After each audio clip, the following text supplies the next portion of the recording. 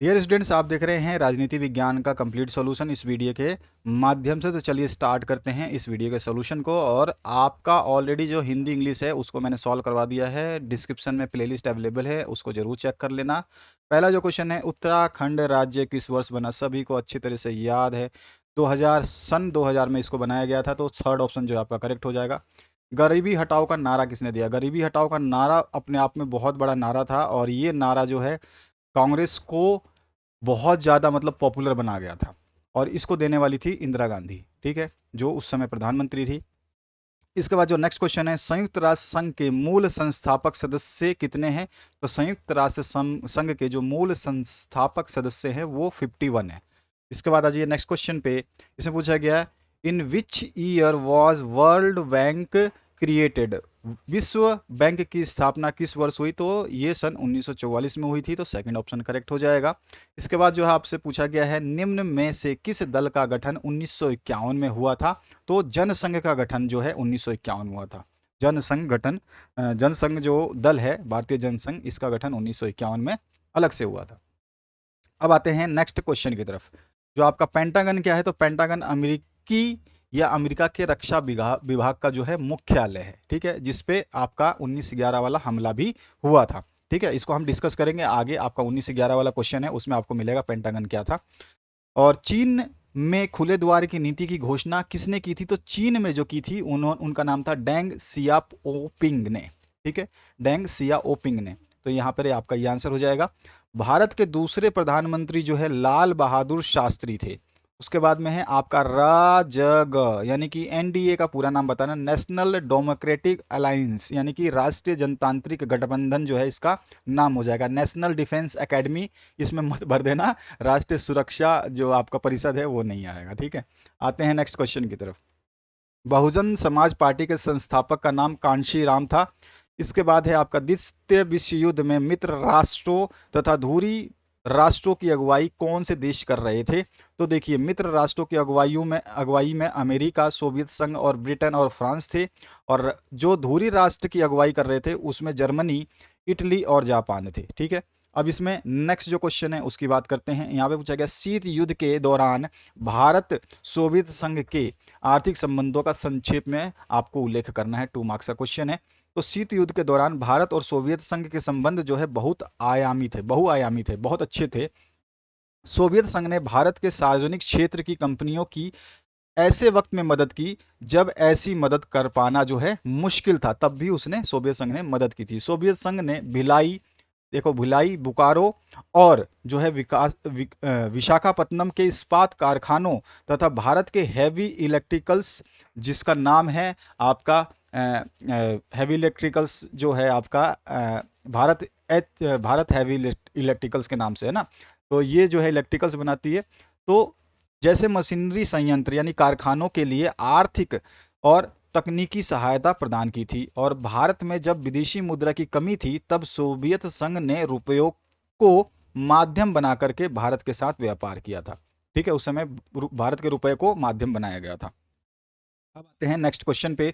आपका आसियान क्या है? आसियान क्या है? आसियान का पूरा नाम जो है दक्षिण पूर्वी एशियाई राष्ट्र संघ है, जिसका उद्देश्य अपने 10 सदस्यों, जिसमें Brunei, Cambodia, Indonesia, Laos, Malaysia, Myanmar, Philippines, Singapore, Thailand और वियतनाम के बीच आर्थिक और सुरक्षा सहयोग को बढ़ावा देना है, ठीक है। यह है आसियान। इसके बाद में नेक्स्ट क्वेश्चन है, विश्व व्यापार संगठन का कार्य। इस पेपर में जो क्वेश्चन आए हैं मैंने देखे 35 के 35 क्वेश्चन। तो इस बार जो आपका 2022 में जो क्वेश्चन क्रिएट किया गया था वो थोड़ा सा घुमाया गया था। क्वेश्चंस तो सारे अच्छे थे, कुछ तो नए नए क्वेश्चंस आपको देखने को मिलेंगे जो पिछले लास्ट जो है 5 ईयर्स के पेपर में आप उनको नहीं देख पाओगे, कुछ क्वेश्चंस। और कुछ क्वेश्चंस लास्ट 5 ईयर के में आए हैं, लेकिन यहाँ पर जो है उसको ट्विस्ट कर दिया गया है। ट्विस्ट करने से ये होता है कि क्वेश्चन का आंसर क्या लिखना है वो बच्चों को कभी कभी समझ में नहीं आता। इस बार जो है इसलिए इस बार उत्तराखंड के यूके बोर्ड के जो स्टूडेंट्स हैं वो टॉपर लिस्ट में शामिल नहीं हो पाए थे आर्ट्स के, ठीक है, टॉपर लिस्ट नहीं बन पाई थी। चलिए आगे बढ़ते हैं। विश्व व्यापार संगठन का क्या कार्य है? तो विश्व व्यापार संगठन के केवल 2 नंबर का है, तो आप 2 से 3 कार्य लिख देंगे तो भी चलेगा। मैंने यहाँ पे 6 कार्य बताए हैं। अंतर्राष्ट्रीय व्यापार के लिए नियम स्थापित करना और लागू करना, ये कार्य है। और व्यापार उदारीकरण पर बातचीत और निगरानी के लिए एक मंच प्रदान करना, ये भी इसका कार्य है। व्यापार विवादों को हल करना, ये भी इसका कार्य है। निर्णय लेने की प्रक्रियाओं की पारदर्शिता को बढ़ाना, यानी ट्रांसपेरेंसी को बढ़ाना, ये भी इसका कार्य है। वैश्विक आर्थिक प्रतिबंध में शामिल अन्य प्रमुख अंतर्राष्ट्रीय आर्थिक संस्थानों के सहयोग करना जो है इसका कार्य है। और विकासशील देशों को वैश्विक व्यापार प्रणाली से पूरी तरह से लाभान्वित करने का मदद करना, यानी कि इसका कार्य है। तो इस तरह से ये सारे कार्य हैं, इसमें से कोई भी 2-3 कार्य आप लिख सकते हैं। एमनेस्टी इंटरनेशनल क्या है? कई क्वेश्चंस तो आपके प्रीवियस ईयर के क्वेश्चन में से ही उठाए गए, लास्ट 5 ईयर के क्वेश्चन में से उठाए गए हैं। ठीक है, 5 ईयर्स के आपने क्वेश्चन देखे नहीं देखे मुझे नहीं पता, लेकिन 5 ईयर्स के जो क्वेश्चन हैं ये बहुत इंपॉर्टेंट रहते हैं, तो हमेशा 5 ईयर्स के क्वेश्चन पढ़ा कीजिए। मैंने आपको 2014 से 2014 टू 2022 ऑल सब्जेक्ट्स मिलेंगे आपको। ठीक है, इस चैनल पे प्लेलिस्ट अवेलेबल है, सारे सब्जेक्ट्स देख सकते हैं आप। अब आ जाइए, एमनेस्टी इंटरनेशनल एक अंतर्राष्ट्रीय संस्था है जिसका उद्देश्य मानवीय मूल्यों एवं मानवीय स्वतंत्रता को बचाना तथा भेदभाव मिटाने और हर तरह के मानव अधिकारों की रक्षा हेतु आंदोलन चलाना है। एमनेस्टी इंटरनेशनल क्या है? ये एक मानव मूल्यों, मानव की स्वतंत्रता, उनके भेदभाव और मानव के अधिकारों की रक्षा करने के लिए एक आंदोलन चलाने का कार्य करता है या उनको सपोर्ट करता है। वर्ष 1977 में शोषण के खिलाफ अभियान चलाने के लिए इसे नोबेल शांति पुरस्कार भी प्रदान किया गया था। अब आते हैं 16वें क्वेश्चन पे। राज्य पुनर्गठन अधिनियम किस वर्ष पारित हुआ? वर्ष पूछा गया है, और इसके आधार पर कितने राज्य और कितने केंद्र शासित प्रदेश बनाए गए? बस सिंपल सा क्वेश्चन है। तो 1956 में राज्य पुनर्गठन अधिनियम जो है भारतीय संसद में पास किया गया था। किस समय, किस वर्ष पारित हुआ था? 1956 में। और इसके तहत जो है 14 राज्य और 6 केंद्र शासित प्रदेश बनाए गए थे। ठीक है, अब आते हैं नेक्स्ट क्वेश्चन की तरफ। नेक्स्ट जो क्वेश्चन है, भारत के पहले आम चुनाव का क्या परिणाम रहा? तो भारत में देखिए, ये क्वेश्चन थोड़ा सा घुमाया हुआ है। तो भारत में आम चुनाव जो है 25 अक्टूबर 1951 से 21 फरवरी 1952, यानी कि बिल्कुल एंड में 1951 के एंड से शुरू हुआ और 1952 के स्टार्टिंग तक चला। ठीक है, अक्टूबर से मान लीजिए फरवरी तक आपका 6 महीना होगा, 6 महीने के बीच में हुए थे। इस चुनाव के परिणाम स्वरूप क्या हुआ था? भारतीय राष्ट्रीय कांग्रेस, इंडियन नेशनल कांग्रेस जिसको आईएनसी बोलते हैं, इसने 489 सीटों में से 364 सीटों पर भारी जीत हासिल की थी भैया। और जवाहरलाल नेहरू देश के पहले लोकतांत्रिक रूप में चुने गए प्रधानमंत्री बने थे। ये परिणाम हुआ था इसका। ठीक है, ये क्वेश्चन थोड़ा सा इस तरह से घुमाया हुआ है। क्वेश्चन बहुत सारे घुमाए हैं, मैं आपको बताता रहूंगा कौन कौन से क्वेश्चन घुमाए गए हैं। दल बदल से क्या अभिप्राय है? तो कोई जनप्रतिनिधि किसी खास दल के चुनाव चिन्ह को लेकर चुनाव लड़े और चुनाव जीतने के बाद में इस दल को छोड़ करके किसी दूसरे दल में शामिल हो जाए तो इसे ही दल बदल कहते हैं। ठीक है, बहुत सिंपल सा डेफिनेशन है। कुछ कुछ क्वेश्चंस तो इजी दिए, जैसे ये आपका दल बदल वाला क्वेश्चन इजी दिया था। ये राज्य पुनर्गठन अधिनियम कब पारित हुआ था, कितने केंद्र शासित प्रदेश थे। एमनेस्टी इंटरनेशनल कॉमन क्वेश्चन है, ये आपका इजी था। और विश्व व्यापार संगठन के क्या क्या कार्य है, ये भी इजी था। आसियान क्या है, ये भी आपका कॉमन क्वेश्चन है, ये भी इजी था। और इसी तरह से आपका शीत युद्ध के दौरान जो है भारत और सोवियत संघ के आर्थिक संबंधों का संक्षेप में उल्लेख कीजिए, ये थोड़ा सा बीच में से क्वेश्चन लिया गया है, ये बुक के बीच में से क्वेश्चन है। ठीक है, इसी तरह से आपका द्वितीय विश्व युद्ध में मित्र राष्ट्रों और दूसरे राष्ट्रों की अगुवाई कौन से देश कर रहे थे, तो ये क्वेश्चन भी ईजी था। तो इस तरह से कुछ क्वेश्चन ईजी, कुछ क्वेश्चन टफ, या फिर कहते हैं बीच में से उठाए गए हैं, काफ़ी बुरी तरह से थोड़ा सा झंझोर दिया गया था इस बार, तो इसीलिए बच्चे जो टॉपर लिस्ट में शामिल नहीं हो पाए थे। कांग्रेस प्रणाली से आप क्या समझते हैं? कांग्रेस प्रणाली का मतलब है कांग्रेस का उस समय दबदबा रहा होगा, इसीलिए उसको कांग्रेस प्रणाली कहा जाता है।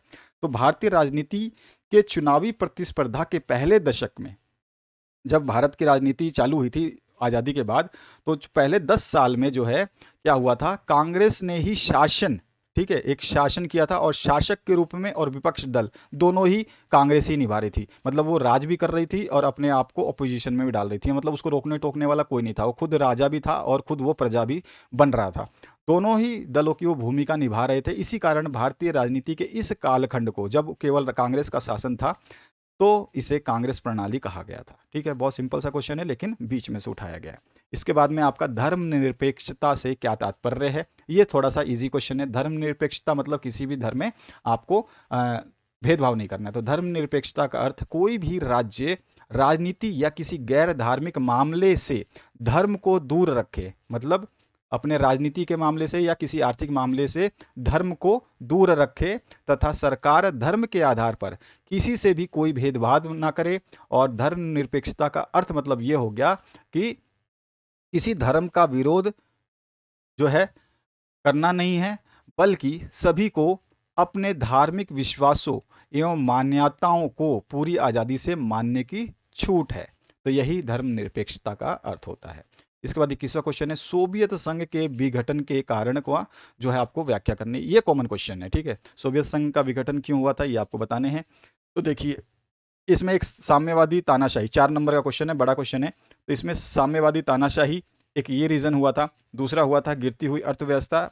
इसके अलावा जो है अन्य देशों के साथ में प्रतिस्पर्धा और नौकरशाही का बोलबाला। ये 4 रीज़न थे। बहुत इजी लैंग्वेज में मैंने लिखा है। हर क्वेश्चन को मैंने इतना इजी बनाया है। अगर आप लोग स्टार्टिंग से चैनल को पढ़ रहे हैं, जो जो क्वेश्चंस बता रहा हूं उनको पढ़ रहे हैं, मैं सारे एनसीईआरटी के सॉल्यूशंस दे रहा हूं हर बोर्ड के, चाहे वो यूपी बोर्ड हो, एमपी बोर्ड हो, उत्तराखंड बोर्ड हो या फिर आपका हिमाचल बोर्ड हो, सभी के मैं सॉल्यूशंस दे रहा हूं। उनको अगर आप पढ़ लेते हैं तो मैं विश्वास दिलाता हूं 90% से ऊपर आप चले जाएंगे, क्योंकि सारे क्वेश्चंस जो है एनसीईआरटी बुक से ही लिए जा रहे हैं। आपका 100% सिलेबस भी है इस बार, आपको पता ही होगा 100% सिलेबस यूज़ किया जा रहा है इस बार। तो 100% सिलेबस के लिए आपको पूरा सिलेबस पढ़ना होगा। प्रीवियस ईयर के पेपर्स आपके लिए बहुत इंपॉर्टेंट रहेंगे, वो ध्यान रखना। प्लेलिस्ट जरूर वीडियो का डिस्क्रिप्शन में गिवन है, उसको देख लेना। और इस जैसे ही वीडियो एंड होगा तब भी आपको प्लेलिस्ट की वीडियोज़ मिल जाएंगी ऑन स्क्रीन यहीं पर। देखिए, सबसे पहले मैं समझाता हूँ सोवियत संघ के विघटन के कारण। ये क्वेश्चन दोबारा भी आ सकता है, इंपॉर्टेंट क्वेश्चन हैं। बहुत सारे क्वेश्चन इसमें से वापस दिए जा सकते हैं आपको, क्योंकि इनके आंसर्स आपको जल्दी से सही से नहीं मिलेंगे। तो देखिए, इसमें सबसे पहला था साम्यवादी तानाशाही। सोवियत संघ में एक ही राजनीतिक दल यानी कि साम्यवादी दल था। समझ में आ गया आपको ये तानाशाही क्यों है? तो जैसे कि कांग्रेस की तानाशाही बोल सकते हैं, बीजेपी की तानाशाही बोल सकते हैं, ऐसे ही उस समय जो सोवियत संघ था उसमें साम्यवादी दल था, उसकी तानाशाही थी। तो सोवियत संघ में एक ही राजनीतिक दल था और जिसका नाम था साम्यवादी दल, ठीक है। इस दल के अलावा कोई अन्य दल स्थापित नहीं किया जा सकता था, ठीक है। और ना ही कोई उस दल की आलोचना कर सकता था, इसकी बुराई भी कोई नहीं कर सकता था। ये इसका जो विघटन इसका जो हुआ वो उसका यही रीज़न है कि एक ही दल था। जैसे कि कांग्रेस जो स्टार्टिंग के 10 साल अपने आप को खुद ही सत्ता में रख पाई थी और उसने विपक्ष का भी भूमिका खुद ही निभाया था और शासक की भी भूमिका खुद ही निभाई थी। उसी तरह से ये सोवियत संघ का जो साम्यवादी दल था ये खुद ही मतलब बहुत पावरफुल था। अर्थात एक ही शक्तिशाली दल होने की वजह से शासन ने अपनी शक्तियों का जो है दुरुपयोग करना आरंभ कर दिया, क्योंकि भाई जो भी है यही है, इसके अलावा कोई है ही नहीं रोकने टोकने वाला। तो इसने अपनी शक्तियों का क्या करा, दुरुपयोग करना शुरू कर दिया। सोवियत संघ के नागरिकों के पास कोई भी मौलिक अधिकार नहीं थे। उनको कोई भी मौलिक अधिकार, जैसे हमको मौलिक अधिकार मिले हैं संविधान में, उनको कोई भी मौलिक अधिकार नहीं दिया गया था। और इस वजह से जो है नागरिक जो है राजनीतिक रूप से अंदर ही अंदर क्या हो रहे थे, शासन के विरुद्ध होने लगे थे। जो शासन चल रही थी साम्यवादी दल की, इसके विरुद्ध इसको जो है वो अच्छा नहीं मानने लगे थे, क्योंकि उनको अधिकार ही नहीं दिया था, ना बोलने की आज़ादी, ना अपनी बात रखने की आज़ादी, बहुत सारी आज़ादियाँ छीन ली गई थी। तो सोवियत संघ के नागरिकों को अपने विचारों को अभिव्यक्त करने की स्वतंत्रता भी प्राप्त नहीं थी। तो मैंने अभी बोला कि आपको उनको बोलने की आज़ादी, विचारों की आज़ादी नहीं थी, क्योंकि ये दल जो है अपने आप को ही सर्वोपरि मानता था। उसके विचारों में लगातार नियंत्रण की वजह से जो नागरिक थे उनके विचारों में लगातार नियंत्रण की वजह से नागरिकों में जो है क्रोध उत्पन्न होने लगा। इसके अलावा नागरिक शासन के कार्यों में भी भागीदारी नहीं ले सकते थे। जो भी शासन के कार्य हैं उसमें ये नागरिकों को भागीदारी नहीं लिया जाता था, भागीदार नहीं बनाया जाता था। केवल शासन की बनाई गई नीतियों और नियमों का ही वो पालन करते थे, उसका ही कार्य कर सकते थे। धीरे धीरे इन सभी विपरीत स्थितियों ने बड़ा रूप धारण कर लिया, जो सोवियत संघ के विघटन का मुख्य कारण बना। समझ में आया पहला पॉइंट आपको कि साम्यवादी तानाशाही क्या थी? बहुत सिंपल वर्ड में लिखा है, अगर आप दोबारा पढ़ोगे ना तो गारंटी है, मैं लिख के देता हूँ 100%, किसी भी बच्चे को लिख के दे सकता हूँ मैं, कि ये आसानी से आपको याद हो जाएगा। अब देखिए दूसरा रीजन क्या था, गिरती हुई अर्थव्यवस्था। अब उस समय क्या होता, 70 के दशक के अंत तक सोवियत संघ का सकल घरेलू उत्पाद बहुत कम होने लगा था, तथा मतलब ये तो होने लगा था, और सोवियत संघ की विकास दर भी बहुत कम हो गई थी। सोवियत संघ के कृषि और औद्योगिक उत्पादन में तेजी से गिरावट आने लगी। तथा जिन वस्तुओं का सोवियत संघ निर्यात करता था, यानी कि जो भेजता था, दूसरे देशों को बेचता था, अब उसको क्या है, आयात करना पड़ा। ठीक है ना, जो चीजें वो बेचता था या निर्यात करता था उसको अब वो आयात करना पड़ा। ये सबसे बड़ी दिक्कत है भैया, आप जो निर्यात करते हो तो आपको पैसे मिलते हैं, लेकिन अब जब आयात करते हो तो आपको पैसे दूसरे को देने पड़ेंगे, तब आपको सामान मिलेगा। तो आयात करने पे क्या है, जो देश का पैसा था वो दूसरी जगह जाता था, और साम्यवादी देशों को आर्थिक एवं सैन्य रूप से सहायता करने का बोझ जो है सोवियत संघ पर ही था। जितने भी इसके साम्यवादी देश थे उनकी आर्थिक सहायता जो है सोवियत संघ को ही करनी थी पहले से। इसके अलावा सोवियत संघ का एकमात्र लक्ष्य जो है पश्चिमी देशों से आगे निकलना था, और सोवियत संघ का जो लक्ष्य था वो चाहता था कि जितने भी पश्चिमी देश हैं उनसे सबसे आगे निकल जाए।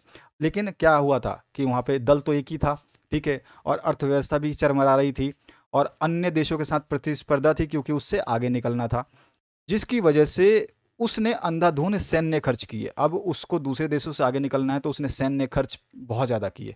अंततः इन सभी कारणों की वजह से सोवियत संघ का विघटन हो गया। अब आ जाइए अन्य प्रतिस्पर्धा, अन्य देशों से क्या किया। सोवियत संघ की सबसे बड़ी गलती ये रही कि उसने स्वयं सुरक्षित रखने की अपेक्षा, मतलब अपने आप को सुरक्षित रखने की बजाय क्या है, दूसरे देशों के साथ प्रतिस्पर्धा करना शुरू कर दिया, कंपटीशन करना शुरू कर दिया। पहले अपने आप को सुरक्षित रखता फिर कंपटीशन करता, लेकिन इसने अपनी सुरक्षा का ध्यान नहीं दिया और ये कंपटीशन करके आगे निकलना चाहता था दूसरे देशों से। उसने शस्त्रों और अंतरिक्ष अनुसंधानों में इतना अधिक धन व्यय किया, मतलब काफी ज्यादा उसने व्यय किया था धन, ठीक है, कि वह कुछ समय पश्चात स्वयं को कमजोर, वो मतलब कुछ समय बाद जो है स्वयं ही कमजोर पड़ गया। इतना पैसा उसने खर्च किया कि उसके पास पैसे की कमी आ गई और वो कमजोर पड़ गया। इसके अलावा सोवियत संघ सबसे अधिक शक्तिशाली हुआ करता था। इससे पहले अगर ये घटना नहीं होती, जब ये देशों से प्रतिस्पर्धा नहीं करता और जो साम्यवादी दल नहीं बनता, उस पहले जो है अपने आप में बहुत शक्तिशाली था।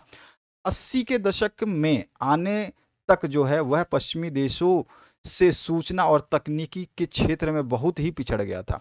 और 70 के दशक में तो भाई ये हुआ था कि ये निकलना चाहता था, लेकिन 10 साल बाद तक जो है इसकी कंडीशन बहुत खराब हो गई, और यह खबर पूर्ण नागरिकों और विश्व में फैल गई कि उसकी स्थिति बहुत ज़्यादा खराब हो गई। अंततः सोवियत संघ का विघटन जो है हो गया। और एक नौकरशाही का बोलबाला था, ये भी चौथा पॉइंट जो है। नौकरशाही वह स्थायी कर्मचारी या अधिकारी होते हैं जो सरकार के लिए कार्यरत होते हैं, यानी कि सरकार के लिए जो कार्य करते थे वो लोगों को नौकरशाही कहा जाता था। इन कर्मचारियों एवं अधिकारियों को सरकारी नीतियों को जो है नागरिकों में लागू करने का अधिकार प्राप्त था। ये जो कर्मचारी थे ये नागरिकों के ऊपर अपने जो भी नियम थे उनको थोप सकते थे, परंतु कुछ समय बाद ये अधिकारी अपनी जिम्मेदारी, देखिए ऊपर वाले पॉइंट की वजह से क्या है, ये अधिकारी भी समझ गया कि भाई विघटन तो होना ही है, तो ये भी अपनी जिम्मेदारियों कर्तव्यों से जो है मुक्त हो गए बिल्कुल। मतलब इन्होंने जिम्मेदारी और कर्तव्यों का पालन ढंग से नहीं किया और नागरिकों के प्रति पूरी तरह से गैर जिम्मेदार होने लगे। अंत में लोगों के बीच भी अधिकारियों और शासन के प्रति क्रोध तो उत्पन्न हुआ ही, साथ में सोवियत संघ प्रशासन में भ्रष्टाचार ने बहुत बड़ा रूप धारण कर लिया। सब कोई पैसे खाने में लगा हुआ था, देख रहा था कि देश तो दिवालिया होने वाला है, और इसी वजह से सोवियत संघ का जो है विघटन हो गया। बहुत ही सिंपल वर्ड में है, आपको समझ में आ चुका होगा। 9/11 से क्या अभिप्राय है समझाना है। 9/11, ठीक है, तो 9/11 का जो घटना थी उसमें जहाज जो सीधा सीधा पेंटागन छोड़ा गया था, देखिए कैसे। 11 सितंबर 2001 के 2001 के दिन जो है विभिन्न अरब देशों के 19 अपहरणकर्ता, ठीक है, ने उड़ान भरने के चंद मिनटों बाद ही 19 अपहरणकर्ताओं ने उड़ान भरी किसी जिस जिस प्लेन में, उसके बाद ही उन्होंने 4 अमेरिकी व्यावसायिक विमानों पर कब्जा कर लिया, कॉमर्शियल विमानों पे कब्जा कर लिया। वो जो कौन से विमान थे, कॉमर्शियल, व्यावसायिक मतलब कॉमर्शियल विमान थे।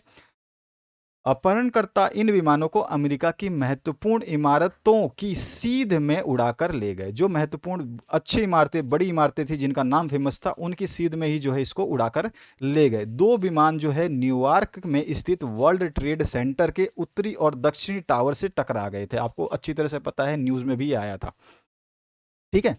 उस समय वर्ल्ड ट्रेड सेंटर पे हमला हुआ था, काफी बड़ा ये मुद्दा उठा था।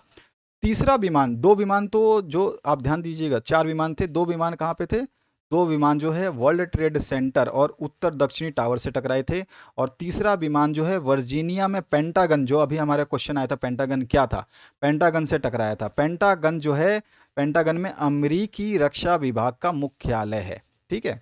और चौथे विमान को अमेरिकी कांग्रेस की मुख्य इमारत से टकराना था, लेकिन वह पेंसिल्वेनिया के एक खेत में गिर गया। टकराया नहीं, लेकिन उसकी दुर्घटना हो गई और वो एक खेत में गिर गया। इस हमले को 9/11 कहा जाता है। तो इसी को 9/11 कहा जाता है। अब ये 4 नंबर का है, तो ये 2-4 लाइनें लिखने से तो मिलेगा नहीं। अब इसको हम थोड़ा सा और डिस्क्राइब करेंगे कि हुआ क्या था, अमेरिका ने इसको क्या करा, क्या कदम उठाया अमेरिका ने। इस हमले में लगभग 30,000 व्यक्ति मारे गए। इस हमले में अमेरिकियों के लिए यह दिल दहला देने वाला अनुभव था। जहां तक जान मान की हानि का सवाल है, तो अमेरिकी जमीन पर यह अब तक का सबसे गंभीर हमला था। अमेरिका 1776 में एक देश बना, 1776 में एक देश बना, तब से उसने इतना बड़ा हमला नहीं झेला था। जब वो देश बना था 1776 में, उसके बाद तक अब तक का ये सबसे बड़ा हमला था, ठीक है। तब तक उसने अभी तक ऐसा हमला झेला ही नहीं था। और 1911 के जवाब में अमेरिका ने फौरन कदम उठाए और भयंकर कार्रवाई की। अब क्लिंटन की जगह रिपब्लिकन पार्टी के जॉर्ज डब्ल्यू बुश राष्ट्रपति थे, जॉर्ज डब्ल्यू बुश राष्ट्रपति थे। और क्लिंटन के विपरीत जो है, बुश ने अमेरिकी हितों को, यानी कि अमेरिका के हित में, अमेरिका के लिए जो है काम करने का निश्चय किया। अमेरिकी हितों को लेकर के कठोर रवैया अपनाया और इन हितों को बढ़ावा देने के लिए बड़े कदम उठाए। आतंकवाद के विरुद्ध जो है विश्वव्यापी युद्ध के अंग के रूप में अमेरिका ने ऑपरेशन एंड्रूइंग फ्रीडम चलाया। एक ऑपरेशन चलाया था जिसका नाम था एंड्रूइंग फ्रीडम। ध्यान रखना है, ये भी क्वेश्चन कभी कभी एमसीक्यू बनता है। यह अभियान उन सभी के खिलाफ चला जिन पर 9/11 का शक था। मतलब जिस भी देश के ऊपर, जिस भी आतंकवादी के ऊपर ये मतलब उनको लग रहा था कि ये लोग उसमें शामिल थे, तो उसके ऊपर ये अभियान चला। इस अभियान में मुख्य निशाना जो है अलकायदा और अफगानिस्तान को बनाया गया, ठीक है। और तालिबान शासक के पांव जल्दी ही उखड़ गए, लेकिन तालिबान और अलकायदा के अवशेष अभी भी सक्रिय हैं। मतलब अभी भी जानते ही हो, तालिबान, अलकायदा में ये सब जो लोग हैं वो काम कर रहे हैं इस टाइप के। और 9/11 की घटना के बाद अब तक इनकी तरफ से पश्चिमी मुल्कों में कई जगह पर हमले हुए हैं। ये अमेरिका ने जो है 9/11 के हमले के चक्कर में बहुत सारे मुल्कों पर, पश्चिमी मुल्कों पर जो है हमले किए, जिन पे उनको शक था। अमेरिकी सेना ने पूरे विश्व में गिरफ्तारियां की, जहां जहां उनको लगता था वहां पे गिरफ्तारियां की। और अक्सर गिरफ्तार लोगों को जो है उनकी सरकार को जानकारी नहीं दी जाती थी। जो भी गिरफ्तार किए थे उनके लोगों को, उनके सरकार को जो है उन लोगों के बारे में, गिरफ्तारी की कोई जानकारी नहीं दी जाती थी। और गिरफ्तार लोगों को अलग अलग देशों में भेज दिया गया।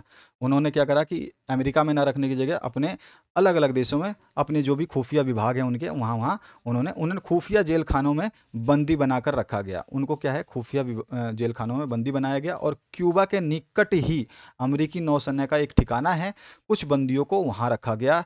इस जगह पर जो है रखे गए बंदियों को ना तो अंतर्राष्ट्रीय कानूनों की सुरक्षा प्राप्त है, मतलब कोई भी अंतर्राष्ट्रीय कानून इस जेल में नहीं चलता, और ना ही अपने देश या अमेरिका के प्रतिनिधियों को इन बंदियों से मिलने की अनुमति है। मतलब ये अलग ही जेल था जो आपका क्यूबा के निकट है, अमेरिकी नौसेना का।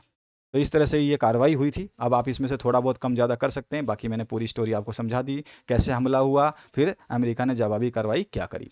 अब यूरोपीय संघ के उद्देश्यों का उल्लेख करिए। अब ये क्वेश्चन भी आपका मिडिल से लिया गया। यूरोपीय संघ के निम्नलिखित उद्देश्य हैं। यूरोपीय संघ में शांति, जन कल्याण और यूरोपीय संघ के मूल्य को प्रोत्साहित करना, ये एक आपका है। संघ के नागरिकों को स्वतंत्रता, सुरक्षा और न्याय प्रदान करना, और सदस्य राष्ट्रों के मध्य आर्थिक, सामाजिक तथा क्षेत्रीय एकीकरण को प्रोत्साहित करना, यूरोपीय संघ के जनता के मध्य एकता को मजबूत करना तथा उसकी संस्कृति और परंपराओं का सम्मान करना, सदस्य देशों की अर्थव्यवस्था को मजबूत बनाना तथा उनके मध्य समन्वय, यानी कि उनके बीच में कोऑर्डिनेशन बनाते हुए आर्थिक और मौद्रिक संघ की स्थापना करना, जीवंत विकास, यानी कि अच्छे विकास के सिद्धांत के आधार पर यूरोप में आर्थिक और सामाजिक उन्नति को बढ़ाना तथा आर्थिक एकीकरण के लक्ष्य को प्राप्त करना। इसके अलावा जो है यूरोपीय महाद्वीप में विभेदों को समाप्त करना, जो भी वहाँ पे विभेद है, मतभेद हैं, उनको समाप्त करना तथा भविष्य के यूरोप के लिए, यानी जो भविष्य में जो यूरोप बनेगा उसके निर्माण के लिए ठोस आधार तैयार करना और यूरोपीय संघ में सामान्य सुरक्षा और विदेश नीति को लागू करना, ताकि यूरोपीय पहचान मजबूत हो सके तथा विश्व और यूरोप में शांति, सुरक्षा व उन्नति को बढ़ावा मिल सके। ये सारे के सारे ये जो है यूरोपीय संघ के क्या हैं उद्देश्य। अब आते हैं नेक्स्ट क्वेश्चन की तरफ। अब यहाँ पे देखिए ये 4 नंबर का क्वेश्चन है, तो कम से कम उद्देश्य आप 4 तो लिखेंगे ही, 4 लिखने से नहीं होता है, इसीलिए 4 से आप 8, 5, 6, 7 ऐसे लिख दें। कम से कम मैं कहूँगा कि जब बड़े क्वेश्चन हो तो जितना मैक्सिमम आपको पॉइंट याद है उनको लिख दें। इसके बाद में 24 नंबर जो क्वेश्चन है, सिंधु जल संधि क्या है स्पष्ट कीजिए। सिंधु जल संधि आप जानते हो भारत पाकिस्तान के बीच में हुआ था, और कभी कभी पूछा जाता है कि सिंधु जल संधि किसके बीच हुआ था, और ऑप्शन दे देता है। ये क्वेश्चन 2020 में आया था। और सिंधु जल संधि जो है ये क्या है, सिंधु और उसकी सहायक नदियों के जल का उपयोग भारत और पाकिस्तान द्वारा किस प्रकार किया जाए, इस बात को निर्धारण करने हेतु, यानी इस बात का जो है निर्धारण करने हेतु 19 सितंबर 1960 को विश्व बैंक के सहयोग से तत्कालीन प्रधानमंत्री जवाहरलाल नेहरू और पाकिस्तान के राष्ट्रपति अयूब खान द्वारा इस संधि पर हस्ताक्षर हुए। यही सिंधु जल संधि थी। संधि के अनुसार पूर्वी नदियों जिसमें रावी, व्यास और सतलज का जल जो है भारत के लिए, और तथा जो पश्चिमी नदियां हैं जिसमें सिंधु, झेलम और चिनाब का जल जो है पाकिस्तान के लिए निर्धारित किया गया था। सिंधु जल संधि के प्रमुख प्रावधान क्या थे, ये क्या था, इसमें देखिए ये चीज़ें लिखना जरूरी था। इसमें पहला पॉइंट है, सिंधु जल संधि के तहत निर्धारित किया गया था कि सिंधु नदी प्रणाली की 6 नदियां, जो भी सिंधु नदी प्रणाली में 6 नदियां हैं, उसके पानी को भारत और पाकिस्तान के बीच कैसे साझा किया जाएगा। ठीक है, एक तो ये बिंदु उसमें शामिल किया गया था। और सिंधु जल संधि के तहत प्रावधान किया गया कि पानी का 80% हिस्सा पाकिस्तान उपभोग करेगा। ठीक है, सिंधु जल संधि के अधिनियम के अनुसार 80% पानी का हिस्सा जो है पाकिस्तान यूज करेगा, जबकि शेष 20% पानी जो है वो भारत द्वारा उपयोग किया जाएगा। इसके बाद में सिंधु जल संधि के तहत भारत को पश्चिमी नदियों पर रन ऑफ द रिवर यानी कि ROR प्रोजेक्ट के तहत जो है बिजली यानी पानी से बिजली बनाने का उत्पादन का अधिकार भी दिया गया है। और सिंधु जल संधि के तहत प्रावधान किया गया है कि भारत को इस परियोजना के डिजाइन या उसमें किए गए परिवर्तनों के बारे में पाकिस्तान के साथ जानकारी साझा करनी होगी। यानी कि अगर सिंधु जल संधि के तहत इस परियोजना के किसी भी डिजाइन में किसी भी बांध का निर्माण करता है या कुछ भी करता है, तो उस परिवर्तन के लिए वो पाकिस्तान से जानकारी शेयर करेगा, ताकि पाकिस्तान उसमें अपनी सहमति या अपनी नाराजगी दिखा सके, बता सके। क्योंकि ये संधि है, अकेले का नहीं है, ये 2 देशों के बीच हुई है, तो इसके ऊपर बवाल भी चल रहा है, और आने वाले समय में शायद ये सिंधु जल संधि समाप्त भी हो सकती है, लेकिन अभी इसके लिए कुछ नहीं कहा जा सकता। अब सुरक्षा परिषद के क्या कार्य हैं भैया, ये बताना है। ये अच्छा क्वेश्चन है। सुरक्षा परिषद के बहुत सारे कार्य हैं, जिसमें से आप लिख सकते हैं। एक तो सुरक्षा परिषद किसी ऐसे मामले पर तुरंत विचार कर सकती है जिससे अंतर्राष्ट्रीय शांति और सुरक्षा के भंग होने का भय हो। ठीक है, ये इसका कार्य है। सुरक्षा परिषद आक्रामक कार्रवाइयों, विश्व शांति के लिए खतरे की संभावनाओं और शांति भंग किए जाने वाले कार्यों के विषय में कार्रवाई कर सकता है। सुरक्षा परिषद प्रादेशिक समस्याएं सुलझाने में महत्वपूर्ण भूमिका निभाती है।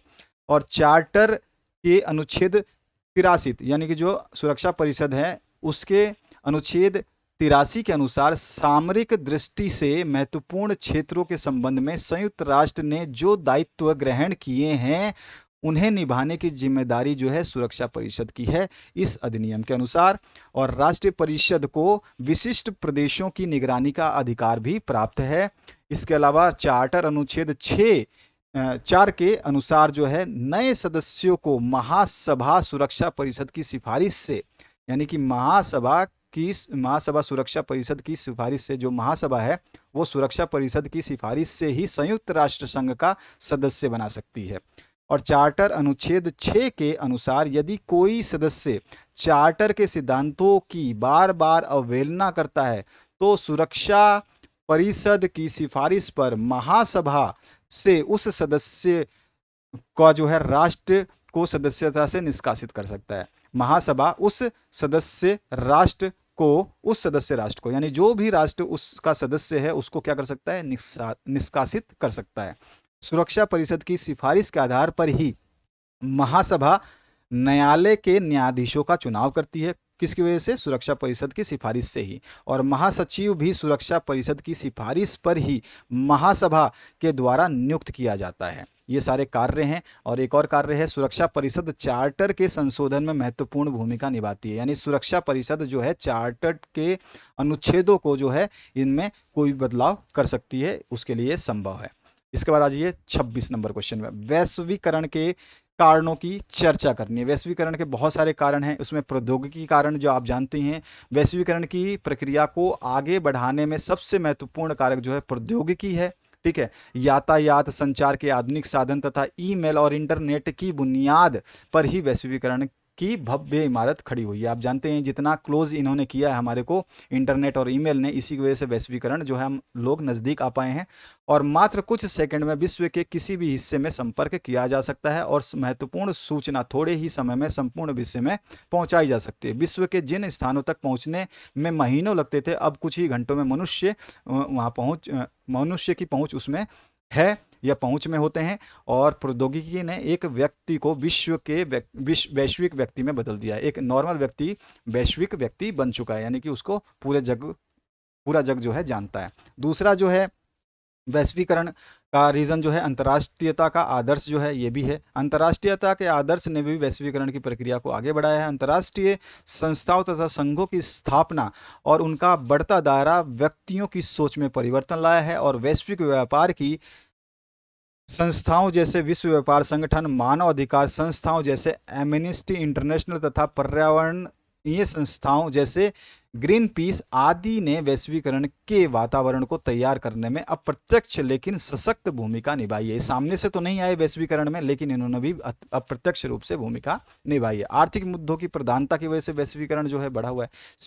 शीत युद्ध के खात्मे तथा सोवियत संघ के विघटन के बाद विश्व राजनीति में एक बड़ा परिवर्तन देखा गया। अब राजनीति मुद्दों पर आर्थिक मुद्दों की प्रधानता दी जाने लगी, यानी राजनीति से ज़्यादा आर्थिक जो पैसे हैं उसकी प्रधानता होने लगी, क्योंकि जिसके पास जितना पैसा है तभी वो सबसे ज़्यादा ताकतवर है। आर्थिक मुद्दों की प्रधानता ने ही वैश्विक व्यापार को बढ़ाया और आर्थिक मामलों के कारण विश्व के देश पुरानी दुश्मनी भूल करके एक दूसरे के नज़दीक आए और व्यापार करने लगे। इससे वैश्वीकरण के लिए सकारात्मक वातावरण का निर्माण हुआ। इसके अलावा जो समय की आवश्यकता भी थी, वैश्वीकरण समय की आवश्यकता है। नौ राष्ट्र जो है, जितने भी नए राष्ट्र हैं, जो कमज़ोर राष्ट्र हैं, नए राष्ट्र हैं, वो आगे बढ़ने के लिए विश्व के विभिन्न देशों के साथ जो है निकट संपर्क स्थापित करने की आवश्यकता पड़ी और इसी ने वैश्वीकरण के लिए सकारात्मक वातावरण जो है निर्माण किया। इसके अलावा पारस्परिक लाभ की आशा, और वैश्वीकरण का मेन रीज़न तो है लाभ मतलब पैसा। तो पारस्परिक लाभ की आशा में भी विश्व के विभिन्न देशों ने आपसी संबंध मजबूत किए।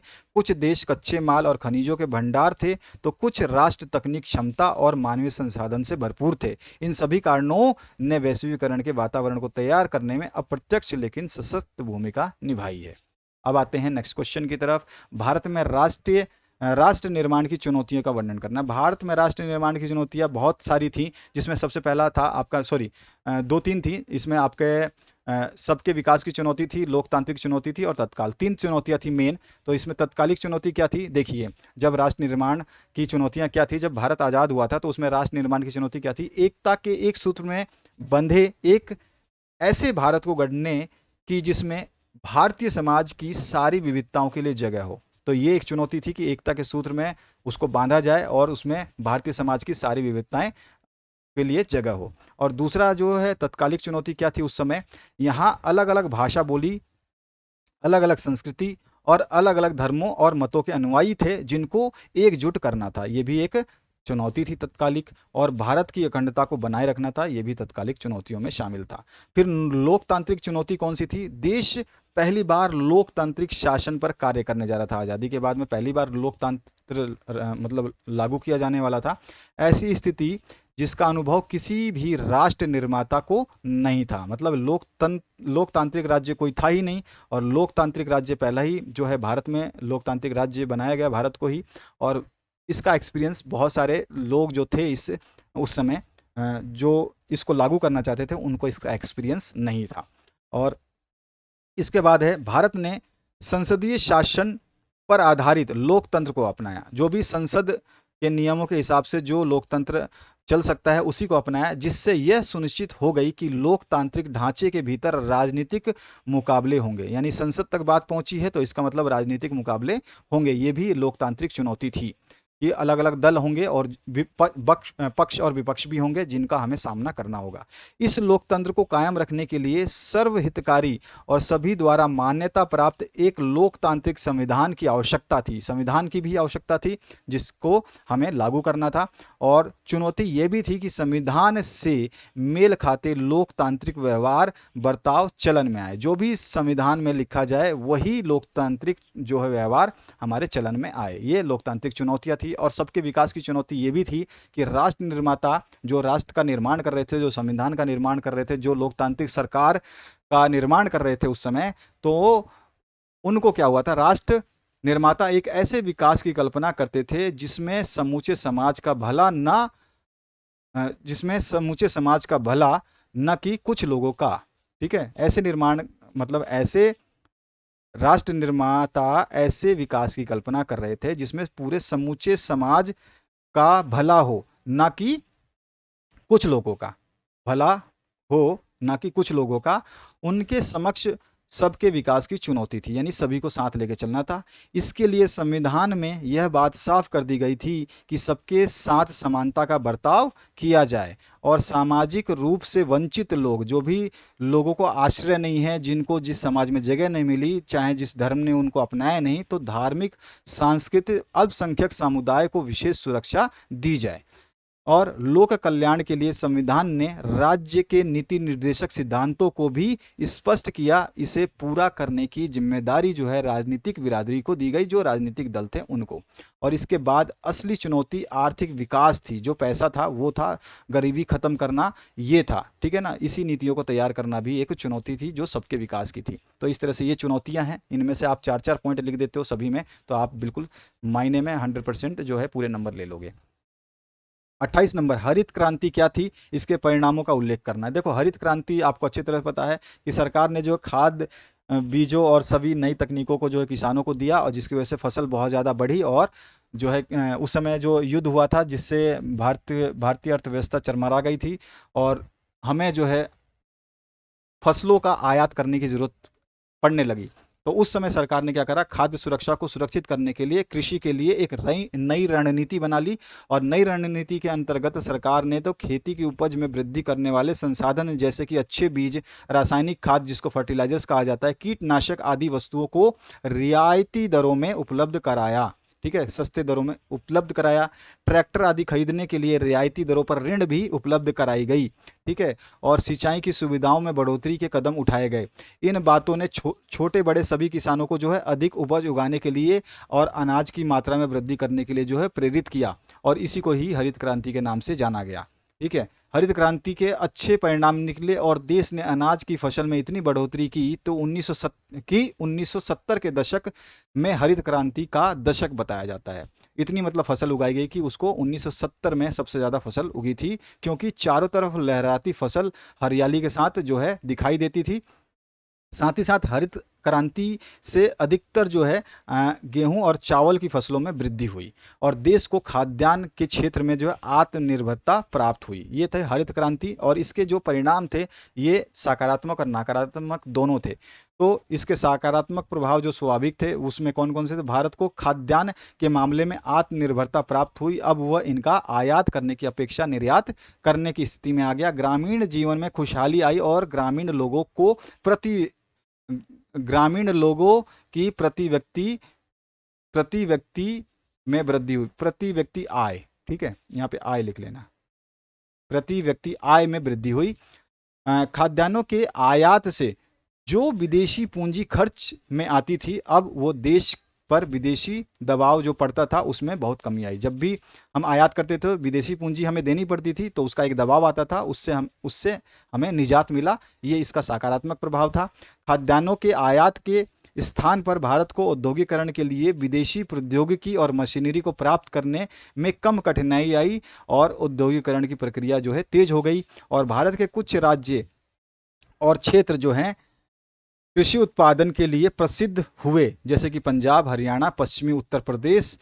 इसके कारण वहाँ के किसानों की आर्थिक मतलब स्थिति जो है वो मजबूत हुई और किसान वर्ग की राजनीतिक व्यवस्था में स्थिति मजबूत हुई और उसकी राजनीतिक शक्ति में भागीदारी भी बढ़ी। तो ये सारे सकारात्मक प्रभाव थे, लेकिन कुछ नकारात्मक भी थे। तो नकारात्मक में क्या था? तो हरित क्रांति से जो धनी किसान थे वो और धनी हुए, मध्यम वर्गीय किसानों को भी लाभ हुआ, लेकिन परंतु जो आम किसान थे, जो छोटे किसान थे और मजदूर किसान थे या मजदूर थे, उनको विशेष लाभ नहीं हुआ। हरित क्रांति ने ग्रामीण क्षेत्रों में अमीर और गरीब के बीच में एक खाई खोद दी, क्योंकि भाई कुछ फसल उगाते थे और कुछ फसल नहीं उगाते थे।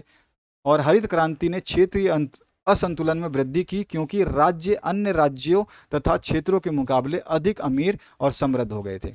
तो इसने क्या है, ये क्षेत्रीय असंतुलन पैदा कर दिया, क्योंकि कुछ राज्यों में तो अच्छी पैदावार होती थी, तो कुछ राज्य अन्य राज्यों से जो है अच्छे अमीर हो गए और समृद्ध हो गए, और कुछ राज्य जो है कमजोर पड़ गए या फिर अच्छी तरीके से समृद्ध नहीं हुए। हरित क्रांति ने कई क्षेत्रों में वामपंथी दलों की गतिविधियों को तेज करने में मुख्य भूमिका निभाई, क्योंकि उन्हें गरीब किसान तथा खेतिहर मजदूरों को भूस्वामियों के विरुद्ध भड़काने और उन्हें उकसाने का अवसर मिला। तो ऐसे कुछ लोग भी थे या कुछ ऐसे वामपंथी दल थे जिन्होंने, जहां पर ये हरित क्रांति नहीं हो पाई थी, वहां के लोगों को उन्होंने भड़काना शुरू कर दिया था। और पांचवा है, खेती की दृष्टि से पिछड़े प्रदेशों में नक्सलवादी गतिविधियां भी तेज हो गई। जहां पर खेती नहीं होती थी तो क्या हुआ, वहां पे नक्सलवादी ज्यादा होने लगे। तो ये सारे के सारे इसके बुरे परिणाम थे, नकारात्मक परिणाम। 29 नंबर है, 1989 में देश में किस प्रकार गठबंधन सरकार बनी? तो देश में गठबंधन सरकार कैसे बनी, ये पूछा गया। ये भी बीच में से क्वेश्चन उठाया गया, अलग अलग क्वेश्चन उठाए गए हैं, आपको पूरा का पूरा निचोड़ के रखा गया है। तो 1989 के चुनाव में कांग्रेस पार्टी की हार हुई थी, ठीक है, लेकिन इसका मतलब ये नहीं था कि किसी दूसरी पार्टी को इस चुनाव में बहुमत मिल गया था, यानी कि कोई दूसरी पार्टी जीती नहीं थी कि वो शासन कर सके। कांग्रेस अब भी लोकसभा में सबसे बड़ी पार्टी थी, लेकिन बहुमत में ना होने के कारण, मतलब इसके पास वो शक्ति नहीं थी कि अपनी सरकार कायम कर पाए, तो बहुमत ना होने के कारण उसने विपक्ष में बैठने का फैसला किया, यानी कि शासन की बजाय ये विपक्ष में चली गई। पहले तो जब इसका दशक था तो ये शासन भी खुद करती थी, विपक्ष में भी खुद थी, लेकिन अभी इसको शासन नहीं मिला तो इसने क्या सोचा कि मैं विपक्ष में चली जाऊं। तो कांग्रेस सरकार जो है विपक्ष में बैठने का फैसला लेती है। और राष्ट्रीय मोर्चा एक दल था। यह मोर्चा जनता दल और कुछ अन्य क्षेत्रीय दलों को मिलाकर के बना हुआ था, इसलिए मैंने ब्रैकेट में लिखा है। राष्ट्रीय मोर्चा क्या है? राष्ट्रीय मोर्चा जो है ये मोर्चा जनता दल और अन्य क्षेत्रीय दलों को मिलाकर के बना हुआ था, ठीक है ना। तो राष्ट्रीय मोर्चे को दो राजनीतिक समूहों भाजपा और वाम मोर्चे ने समर्थन किया। तो ये जो राष्ट्रीय मोर्चा था इसको भाजपा ने समर्थन किया और वाम मोर्चे ने समर्थन किया। इस समर्थन के आधार पर राष्ट्रीय मोर्चा ने एक गठबंधन सरकार बनाई और मतलब इसने अपना गठबंधन सरकार बना लिया, ये शासन में आ गई। इसी प्रकार से गठबंधन सरकार बनी, लेकिन इसमें भाजपा और वाम मोर्चे के ने शिरकत नहीं की। इन्होंने भले ही बहुमत दिया, लेकिन इस सरकार के गठबंधन बनने पर ये सरकार के साथ में भाजपा ना आई और ना ही वाम मोर्चा आई। भले इन्होंने इसको सपोर्ट तो किया, लेकिन इनके साथ ये शामिल नहीं हुए, भाजपा और वाम मोर्चा। इस दौर में इस दौर ने जो है कांग्रेस के दबदबे को खत्म कर दिया और साथ ही बहुदलीय शासन प्रणाली का युग शुरू हुआ। पहले तो कांग्रेस का राज चलता था हमेशा, लेकिन 1980 में ऐसा हुआ कि जो दूसरे दल ने जब सरकार बनाई तो वहाँ पे देखने को मिला, एक दल से ज़्यादा जब दल काम करते हैं तो उनको हम बहुदलीय शासन प्रणाली बोलते हैं, जिसमें भाजपा आ सकता है, वाम मोर्चा आ सकता है, राष्ट्रीय मोर्चा आ सकता है, कांग्रेस आ सकती है। तो ये सारे सारे बहुत सारे दल हो गए। तो उस समय बहुत सारे दल उखड़ के आए या सामने आए, और नए दलों के आने की वजह से वहाँ पे बहुदलीय शासन प्रणाली का युग शुरू हुआ। और 90 का दशक जो है कुछ ताकतवर पार्टियों और आंदोलनों के उभार का साक्षी रहा। उस समय 90 का जो दशक है, जिस समय ये पार्टियां बनी, उस समय ये उसका साक्षी रहा। और 1989 में भाजपा और वाम मोर्चा दोनों ने राष्ट्रीय मोर्चा की सरकार को समर्थन दिया था, ये जो हमने ऊपर पढ़ा था, ठीक है। और क्योंकि ये दोनों कांग्रेस को सत्ता से बाहर रखना चाहते थे, कौन? भाजपा और वाम मोर्चा नहीं चाहते थे कि कांग्रेस जो है ये राज करे, दोबारा सत्ता में आए, दोबारा इसकी सरकार बने, तो इसको ये बाहर रखना चाहते थे। इस बार वाम मोर्चा ने गैर कांग्रेसी सरकार को अपना समर्थन जारी रखा। जो भी वाम मोर्चा थी, वाम मोर्चा ने क्या करा, जो कांग्रेस सरकार थी उसको छोड़ करके जो गैर कांग्रेसी थे, यानी कि दूसरी जो पार्टी थी, जैसे कि आपने देखा कि राष्ट्रीय मोर्चा पार्टी, उनको अपना समर्थन जो है जारी रखा। लेकिन संयुक्त मोर्चा की सरकार को कांग्रेस पार्टी ने भी समर्थन दिया। अब संयुक्त मोर्चा जो थी पार्टी, इसको किसने दिया? कांग्रेस पार्टी ने भी अपना समर्थन दिया। दरअसल कांग्रेस और वाम मोर्चा दोनों इस बार भाजपा को सत्ते से बाहर रखना चाहते। पहले भाजपा कांग्रेस को बाहर रखना चाहती थी और कांग्रेस ने सोचा कि अगर मैं भाजपा को निकाल देती हूं तो फिर मेरा नंबर आ सकता है। तो इन्होंने क्या करा, कांग्रेस और वाम मोर्चा दोनों ने मिल करके सोचा था, इसीलिए कांग्रेस ने वाम मोर्चा को जो है समर्थन दिया था और भाजपा को बाहर रखने के लिए वो चाहती थी। तो ये सारा रीज़न है जिससे एक गठबंधन सरकार बनी थी 1989 में। इसके बाद आ जाइए नेक्स्ट, 1975 के राष्ट्रीय आपातकाल के क्या कारण थे? भैया ये राष्ट्रीय आपातकाल बिना बात में लगाया गया था अपनी सत्ता बचाने के लिए कांग्रेस के अध्यक्ष द्वारा, और वो उनका नाम था, आपको अच्छी तरह से पता है क्या?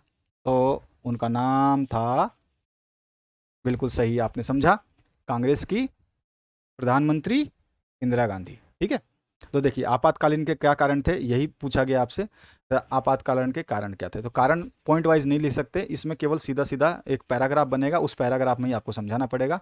देखिए 12 जून सन 1975 के दिन इलाहाबाद उच्च न्यायालय के न्यायाधीश जगमोहन लाल सिन्हा ने एक फैसला सुनाया था।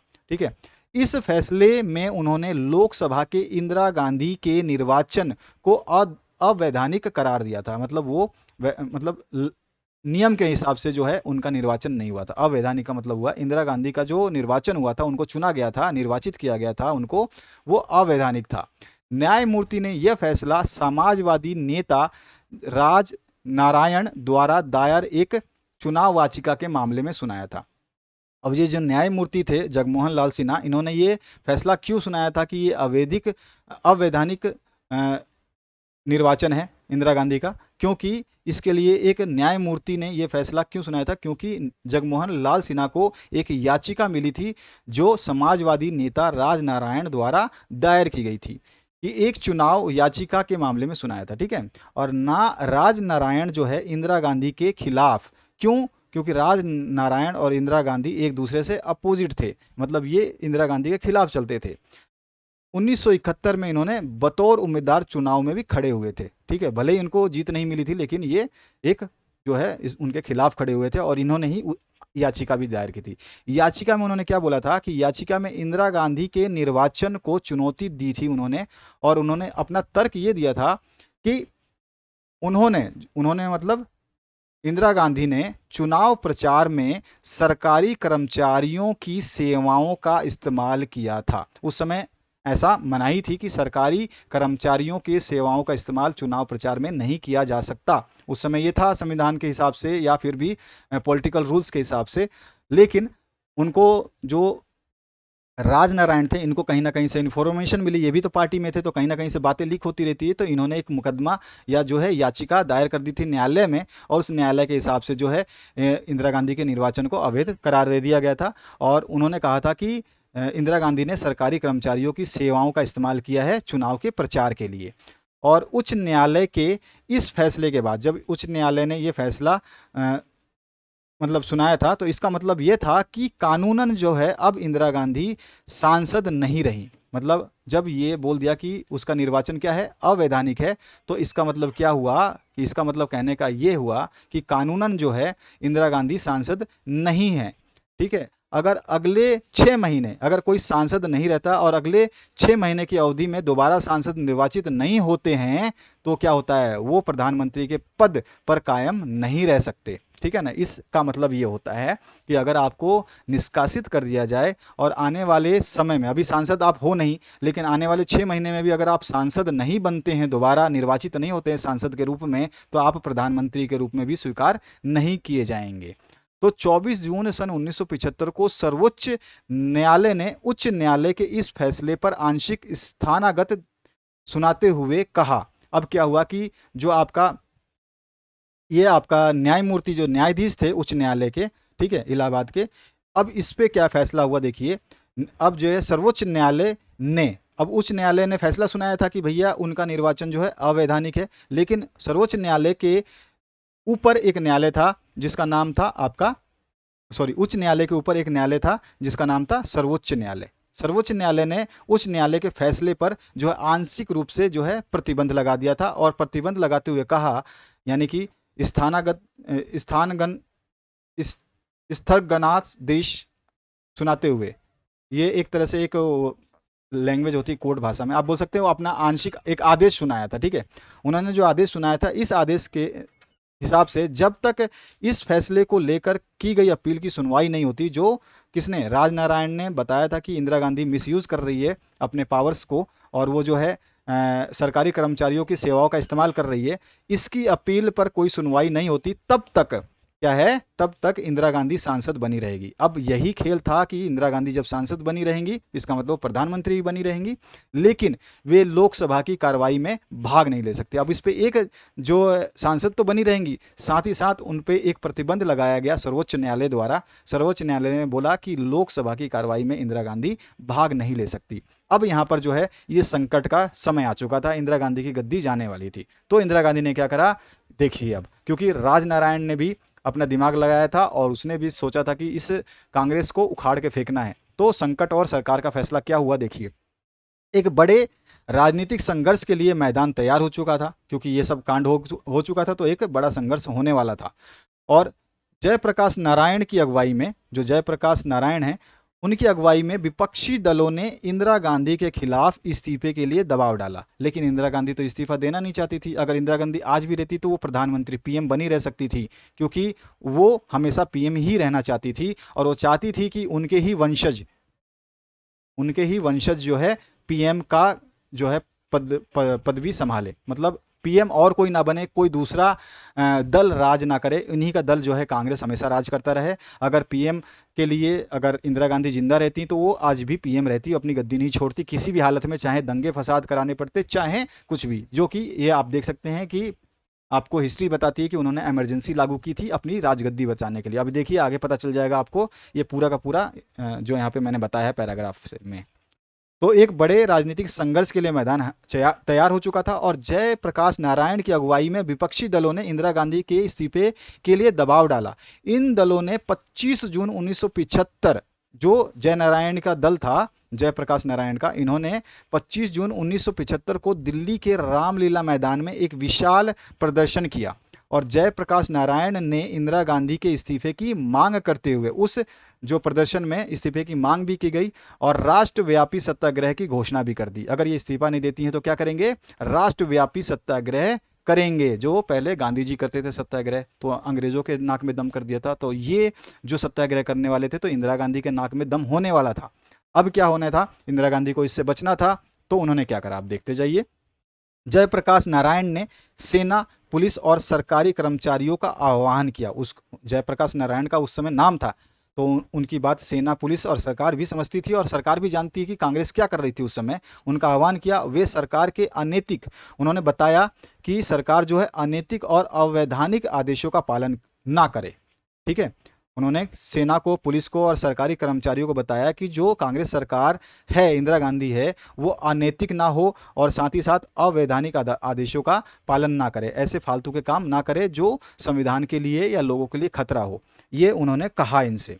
इससे सरकारी कामकाज के ठप हो जाने का अंदेशा पैदा हुआ। जब ये बात जो है सरकारी कर्मचारियों तक उन्होंने बोली, पुलिस को बोला, सेना को बोला, मतलब सभी को शामिल किया जयप्रकाश नारायण ने, तो मतलब क्या लगा, इंदिरा गांधी को क्या लगा कि सरकारी कामकाज जो है वो सारे ठप हो जाएंगे, और देश का राजनीतिक मिजाज जो है अब पहले से ज़्यादा कांग्रेस के खिलाफ हो गया। जब भाई प्रदर्शन कर दिया, सभी को शामिल कर लिया, हर चीज़ ऐसी हो रही थी कि कांग्रेस के खिलाफ हर कोई जा रहा था, तो कांग्रेस के खिलाफ इतना हो रहा था कि कांग्रेस की सत्ता खत्म होने वाली थी। अगर कांग्रेस खत्म हो जाता तो उसकी सत्ता खत्म हो जाती, नई पार्टी बनती। अब कांग्रेस को अपना बचाना था, तो अब ने क्या किया, देखिए कांग्रेस ने क्या किया। तो यहाँ पे देख रहा है कि अब कांग्रेस का जो मिजाज जो पहले से वो ज़्यादा खराब हो गया था। सरकार ने, यानी कांग्रेस ने, इस घटना के मद्देनजर जवाब में क्या करा, आपातकाल की घोषणा कर दी। अब आ गई बात समझ में, अपने आप को बचाने के लिए आपातकाल की घोषणा कर दी। जबकि उस समय ना तो गृह युद्ध था ना ऐसा कुछ था, पर लेकिन संविधान में एक ऐसी अनुच्छेद है उस जिसकी वजह से ये आपातकाल की घोषणा लागू की जा सकती है, उसको हम अभी इसी लाइन में देख लेंगे। 25 जून 1975 के दिन सरकार ने घोषणा की कि देश में गड़बड़ी की आशंका है, यानी कि सत्याग्रह और जो भी है आंदोलन हो सकते हैं।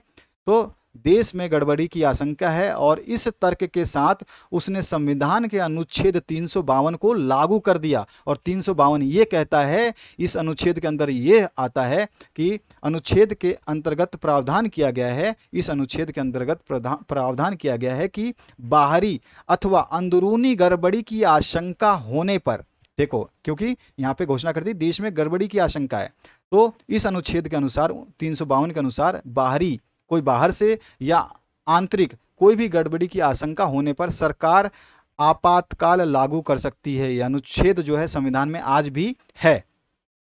सरकार का निर्णय था कि गंभीर संकट की घड़ी आन पड़ी है। सरकार जो है वो क्या कह रही है कि गंभीर संकट की घड़ी आन पड़ी है और इस वजह से आपातकाल की घोषणा जरूरी हो गई है।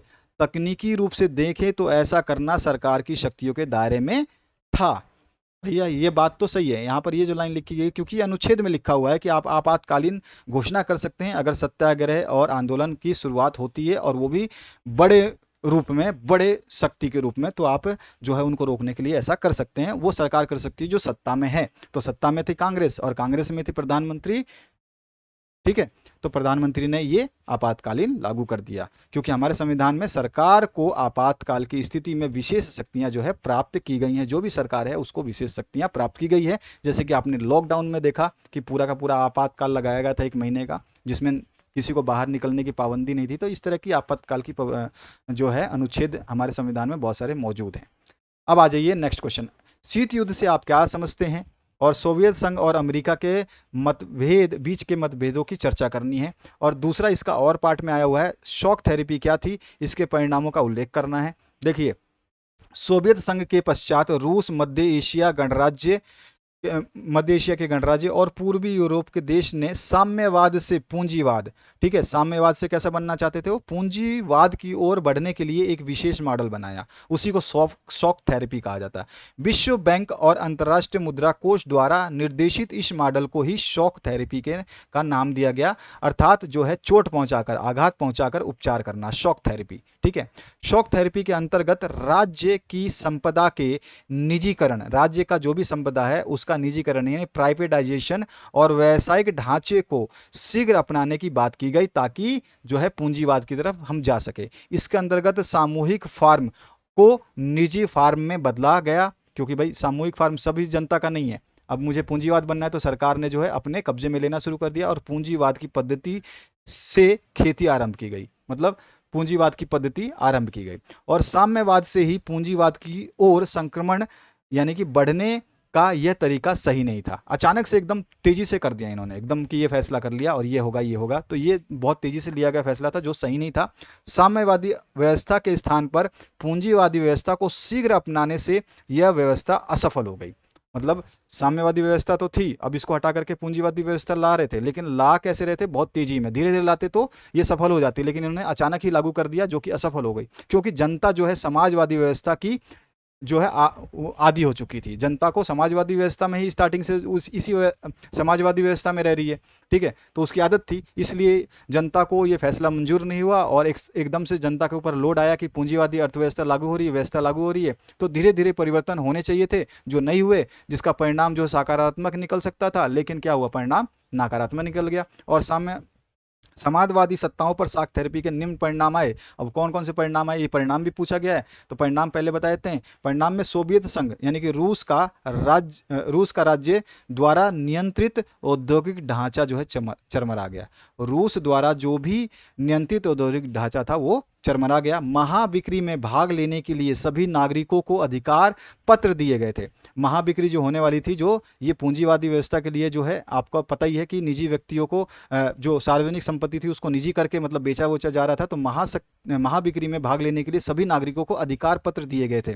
तो इन्होंने क्या करा, अधिकार पत्र जो है अधिकांश लोगों ने पैसे के लिए, अधिकांश नागरिकों ने पैसे के लिए जो है अपने अधिकार पत्र को कालाबाजारियों के हाथों में बेच डाले क्योंकि उन्हें धन की आवश्यकता थी।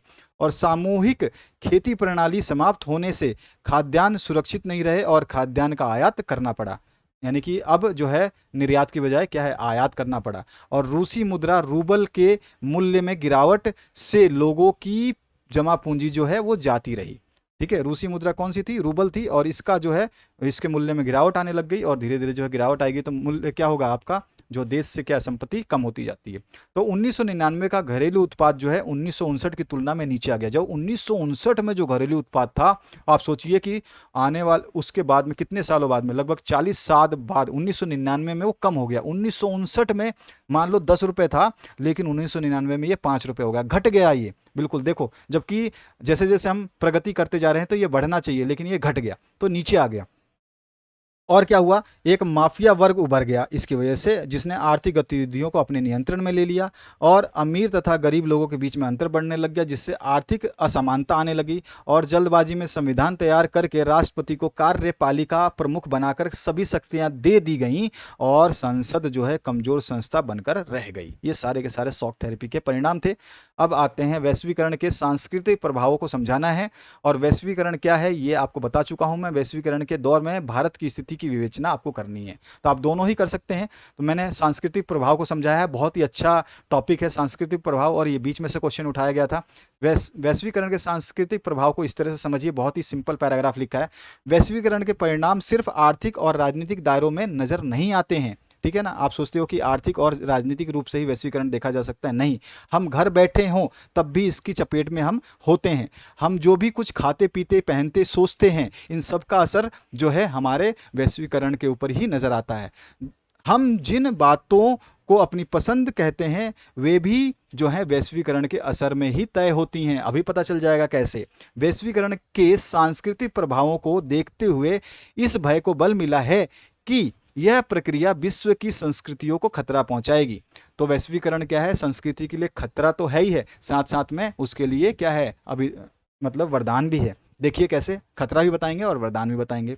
वैश्वीकरण से यह होता है क्योंकि वैश्वीकरण सांस्कृतिक समरूपता लाती है, यानी कि सभी जगह एक जैसी संस्कृति, आपकी संस्कृति खत्म हो जाएगी, दूसरी संस्कृति आप अपने ऊपर डाल लोगे। जैसे कि हम देखेंगे, जैसे कुछ लोगों का तर्क है कि बर्गर अथवा नीली जीन्स की लोकप्रियता का नज़दीकी रिश्ता अमेरिकी जीवन शैली से है। यानी कि बर्गर भी और नीली जीन्स भी कहाँ की शैली है, अमेरिका की है। तो ये दोनों लोकप्रिय है। बर्गर आज पूरे अपने विश्व में प्रसिद्ध है और भारत में बहुत ज़्यादा प्रसिद्ध है, ठीक है। हर ठेले नुक्कड़ रेडी पर कोने पे शाम को आपको बर्गर देखने को मिल जाएगा। नीली जीन्स सबसे ज़्यादा पहले, अभी तो फिर हर कलर की जीन्स आ गई, लेकिन पहले जो नीली जीन्स आई थी वो सभी लोग नीली जीन्स पहनते थे। तो ये सारी की सारी लोकप्रियता कहाँ का रिश्ता है, जो नज़दीकी रिश्ता है वो कहाँ से, अमेरिका से, क्योंकि ये दोनों चीज़ें अमेरिका की जीवन शैली से लिए गए हैं। तो यही बोल रहे हैं कि जैसे कुछ लोगों का तर्क है कि बर्गर अथवा नीली जीन्स की लोकप्रियता का नज़दीकी रिश्ता अमेरिकी जीवन शैली के गहरे प्रभाव से है, क्योंकि अधिक ताकतवर संस्कृति, अधिक ताकतवर संस्कृति कौन थी, वो थी अमेरिका, ठीक है। अमेरिका अधिक ताकतवर संस्कृति कम ताकतवर समाजों पर अपनी छाप छोड़ती है। तो अमेरिका जो है अधिक ताकतवर है, और जो दूसरे देश हैं वो कम ताकतवर है, तो उनकी संस्कृति जो है कम ताकतवर समाजों पर पड़ता है। और संसार वैसा ही दिखता है जैसा ताकतवर संस्कृति इसे बनाना चाहती है या दिखाना चाहती है, ठीक है। जो यह तर्क देते हैं उनका मानना है, जो लोग ये तर्क देते हैं बर्गर और नीली जींस का, तो जो लोग ये तर्क देते हैं उनका मानना है कि विभिन्न संस्कृतियां अब अपने आप को जो है शक्तिशाली अमेरिकी संस्कृति पर जो है ढलने लगी हैं, ठीक है। जो भी विभिन्न संस्कृतियां हैं वो अपने आप को शक्तिशाली अमेरिकी संस्कृति जो है उसके अंदर ढालने लगी हैं। इससे पूरे विश्व की समृद्ध संस्कृति धरोहर धीरे धीरे जो है खत्म होती है। मतलब अब जब सारे ही संस्कृतियां, विभिन्न संस्कृतियां जो है अमेरिका के चाल ढाल में ढलने लगेगी, तो उसकी खुद की संस्कृति क्या होगी, खत्म होने लगेगी। यानी उसकी समृद्ध संस्कृति की धरोहर धीरे धीरे खत्म होती है। जैसे हमारी भी संस्कृति धीरे धीरे खत्म हो गई, हम मॉडर्न आ गए हैं। अभी तो हर चीज़ आप देख सकते हैं। पहले के ज़माने में मैं बात कर रहा हूँ केवल पॉलिटिकल साइंस के लिहाजे से, ऐसा मैं किसी को ब्लेम नहीं कर रहा हूँ कि पहले के ज़माने में जैसे बहुत सारे गांव थे, अभी तो एडवांस जो हमारे शहर विकसित हो गए हैं। पहले के ज़माने में जो लोग थे वो कपड़े बहुत ही ढंग के पहनते थे, उनके शरीर को पूरी तरह से कपड़े जो है कवर करते थे। लेकिन आज के टाइम में जो पाश्चात्य संस्कृति आई है, जिसमें अमेरिकी जैसी महाशक्तियाँ हैं, वहाँ की संस्कृति अभी आ गई है। छोटे छोटे कपड़े पहनना, जिसमें आपका पूरा अंग भी कवर नहीं होता है, वो सब चीज़ें जो है संस्कृति हमारी नष्ट होती जा रही है। तो ये चीज़ें बताई जा रही है कि वैश्वीकरण में सांस्कृतिक प्रभाव क्या पड़ रहा है। आप समझ में आ गया होगा आपको मेरी इस बात से। से। तो इसलिए यह केवल गरीब देशों के लिए ही नहीं बल्कि पूरी समुचित मानवता के लिए भी खतरनाक है, ठीक है ना। अब इसके अच्छे प्रभाव भी हम थोड़ा सा देखेंगे। देखो, इसके साथ साथ यह मान लेना एक भूल है कि वैश्वीकरण के सांस्कृतिक प्रभाव सिर्फ नकारात्मक हैं। नकारात्मक बिल्कुल, हम कह सकते हैं कि नकारात्मक भी है तो सकारात्मक भी है, लेकिन हमें कौन सा चुनना है वो हमारे ऊपर है। जैसे संस्कृति कोई जड़ वस्तु नहीं है, संस्कृति कोई जड़ वस्तु नहीं है, ठीक है, कि मतलब हाँ चलो यार इसका तो वो हो जाएगा। तो संस्कृति कोई ऐसी जड़ वस्तु नहीं है। हर संस्कृति हर समय बाहरी प्रभावों का शिकार होती रहती है, ठीक है, और उसको स्वीकार करती रहती है, स्वीकार होती भी है और स्वीकार करती भी है। कुछ बाहरी प्रभाव नकारात्मक होते हैं क्योंकि इसमें हमारी संस्कृति पसंदों में कमी आती है, ठीक है ना। हमारी पसंदों में क्या आती है, कमी। हम जैसे कि हमारी पसंदों में कमी आ गई तो हमारे लिए वो क्या हो गया, खराब हो गया। और लेकिन कभी कभी क्या होता है, हमारी जो बाहरी प्रभावों से हमारी पसंद नापसंद, जो हमारी पसंद है ना, उसमें जो है उसका दायरा बढ़ जाता है। अब कैसे, इसको हम समझ सकते हैं। जैसे एक बर्गर मसाला डोसा, जैसे बर्गर या मसाला डोसा का विकल्प नहीं है, ठीक है ना। बर्गर हो या मसाला डोसा हो तो बर्गर बर्गर होता है, मसाला डोसा मसाला डोसा होता है, तो इनका विकल्प नहीं है। इसलिए बर्गर से वस्तुतः कोई खतरा नहीं है, बर्गर से कोई खतरा नहीं है। इससे हुआ मात्र इतना है कि बर्गर आने से हुआ क्या है कि हमारे भोजन की पसंद में एक और चीज़ शामिल हो गई है। पहले हम बर्गर नहीं खाते थे, अब बर्गर भी हमारे उस चीज़ में शामिल हो गए। पहले समोसा खाते थे, ठीक है, कचौरी खाते थे, अब समोसा कचौरी की जगह हम बर्गर को ज़्यादा प्रीफर करते हैं, यानी कि बर्गर उसमें शामिल हो गई, हमने उस संस्कृति को अपनाया है। दूसरी तरफ नीली जीन्स भी हाथकरघा पर बुने खादी के कुर्ते के साथ खूब चलती है। और आपको पता भी होगा कि नीली जीन्स के ऊपर कुर्तों का बहुत बड़ा चलन चला था। पहले बेल बॉटम का चलन चला था, अभी छोटी पैंट का चलन चल रहा है। जो देखते हो आपको जूते और जुराब दिखते हैं, और पैंट की जो नीचे वाली जो मोड़ी है वो आपके जमीन के पैर से एक बिलांद ऊपर होती है। आपने देखा होगा, अब छोटे छोटे पैंट भी चल रहे हैं। तो इस चलन है, संस्कृति है, बदलती रहेगी। तो इसमें बताया गया वैश्वीकरण के प्रभाव इस तरह से चेंज होते रहते हैं। तो जैसे हाथकरघा से बना हुआ खादी का कुर्ता जो है अभी नीली जीन्स पे पहना जा रहा है, और ये हम बाहरी प्रभाव से एक अनूठी बात देखते हैं। और यहाँ हम बाहरी प्रभाव से एक अनूठी बात देखते हैं, वो कौन सी, कि नीली जीन्स के ऊपर खादी कुर्ता पहना जा रहा है। और मज़ेदार बात तो यह है कि ये जो पहनावा है, ठीक है, इस पहरावे को अब जो है उसी देश को निर्यात किया जा रहा है जिससे हमने जीन्स खरीदना शुरू किया था। यानी कि अमेरिका से हमने नीली जीन्स ली थी, अब हम उसको क्या बेच रहे हैं, कुर्ता भी बेच रहे हैं नीली जीन्स के साथ में। जिससे हमें नीली जीन्स, जिसने हमें नीली जीन्स दी थी, उसे हम क्या कर रहे हैं, उसे कुर्ता निर्यात कर रहे हैं। और जीन्स के ऊपर कुर्ता पहने अमेरिकी वासियों को आप आसानी से देख सकते हैं, यह संभव हो पाया है। तो ये है कुछ सकारात्मक और नकारात्मक सांस्कृतिक वैश्वीकरण के प्रभाव। अब आते हैं 33 नंबर क्वेश्चन पे। कांग्रेस का एक सामाजिक और विचारात्मक गठबंधन के रूप में मूल्यांकन कीजिए, या फिर भारतीय संघ में रजवाड़े का विलय किस प्रकार हुआ, ये आपको बताना है। तो भारतीय संघ में रजवाड़े का विलय जो है किस प्रकार हुआ, इसको हम समझेंगे। ये भी आपका मिडिल मतलब बुक के बीच में से क्वेश्चन है। भारतीय संघ में रजवाड़े का विलय बहुत ही सिंपल तरीके से जो है, इसका जो मतलब पूरा क्रेता धरता है ना, जो भी इसको मतलब हम कहें मेन जो इस को शामिल करने का जिसको श्रेय जाता है भारतीय संघ में रजवाड़ों को, तो विवेकानंद है। अब देखिए इसको कैसे देखते हैं। यहां देखिए, भारत की स्वतंत्रता के साथ ब्रिटिश प्रशासन ने भी रजवाड़ों की स्वतंत्रता की घोषणा कर दी। अब बताता हूं, भारत की स्वतंत्रता तो की ही गई, साथ ही साथ ब्रिटिश सरकार ने जब भारत को स्वतंत्र किया तो उन्होंने रजवाड़ों को भी स्वतंत्र कर दिया, ठीक है, यही घोषणा की थी। रजवाड़े मतलब होते हैं आपके राज्य, जैसे जम्मू कश्मीर, आपका जो भी बॉर्डर पे जो है ना, वो सारे रजवाड़े होते हैं। इसमें हम आएगा उनके नाम पढ़ेंगे, हैदराबाद हुआ, कश्मीर हुआ, मणिपुर हुआ, ये सारे, जूनागढ़ हुए, ये सारे रजवाड़े हैं।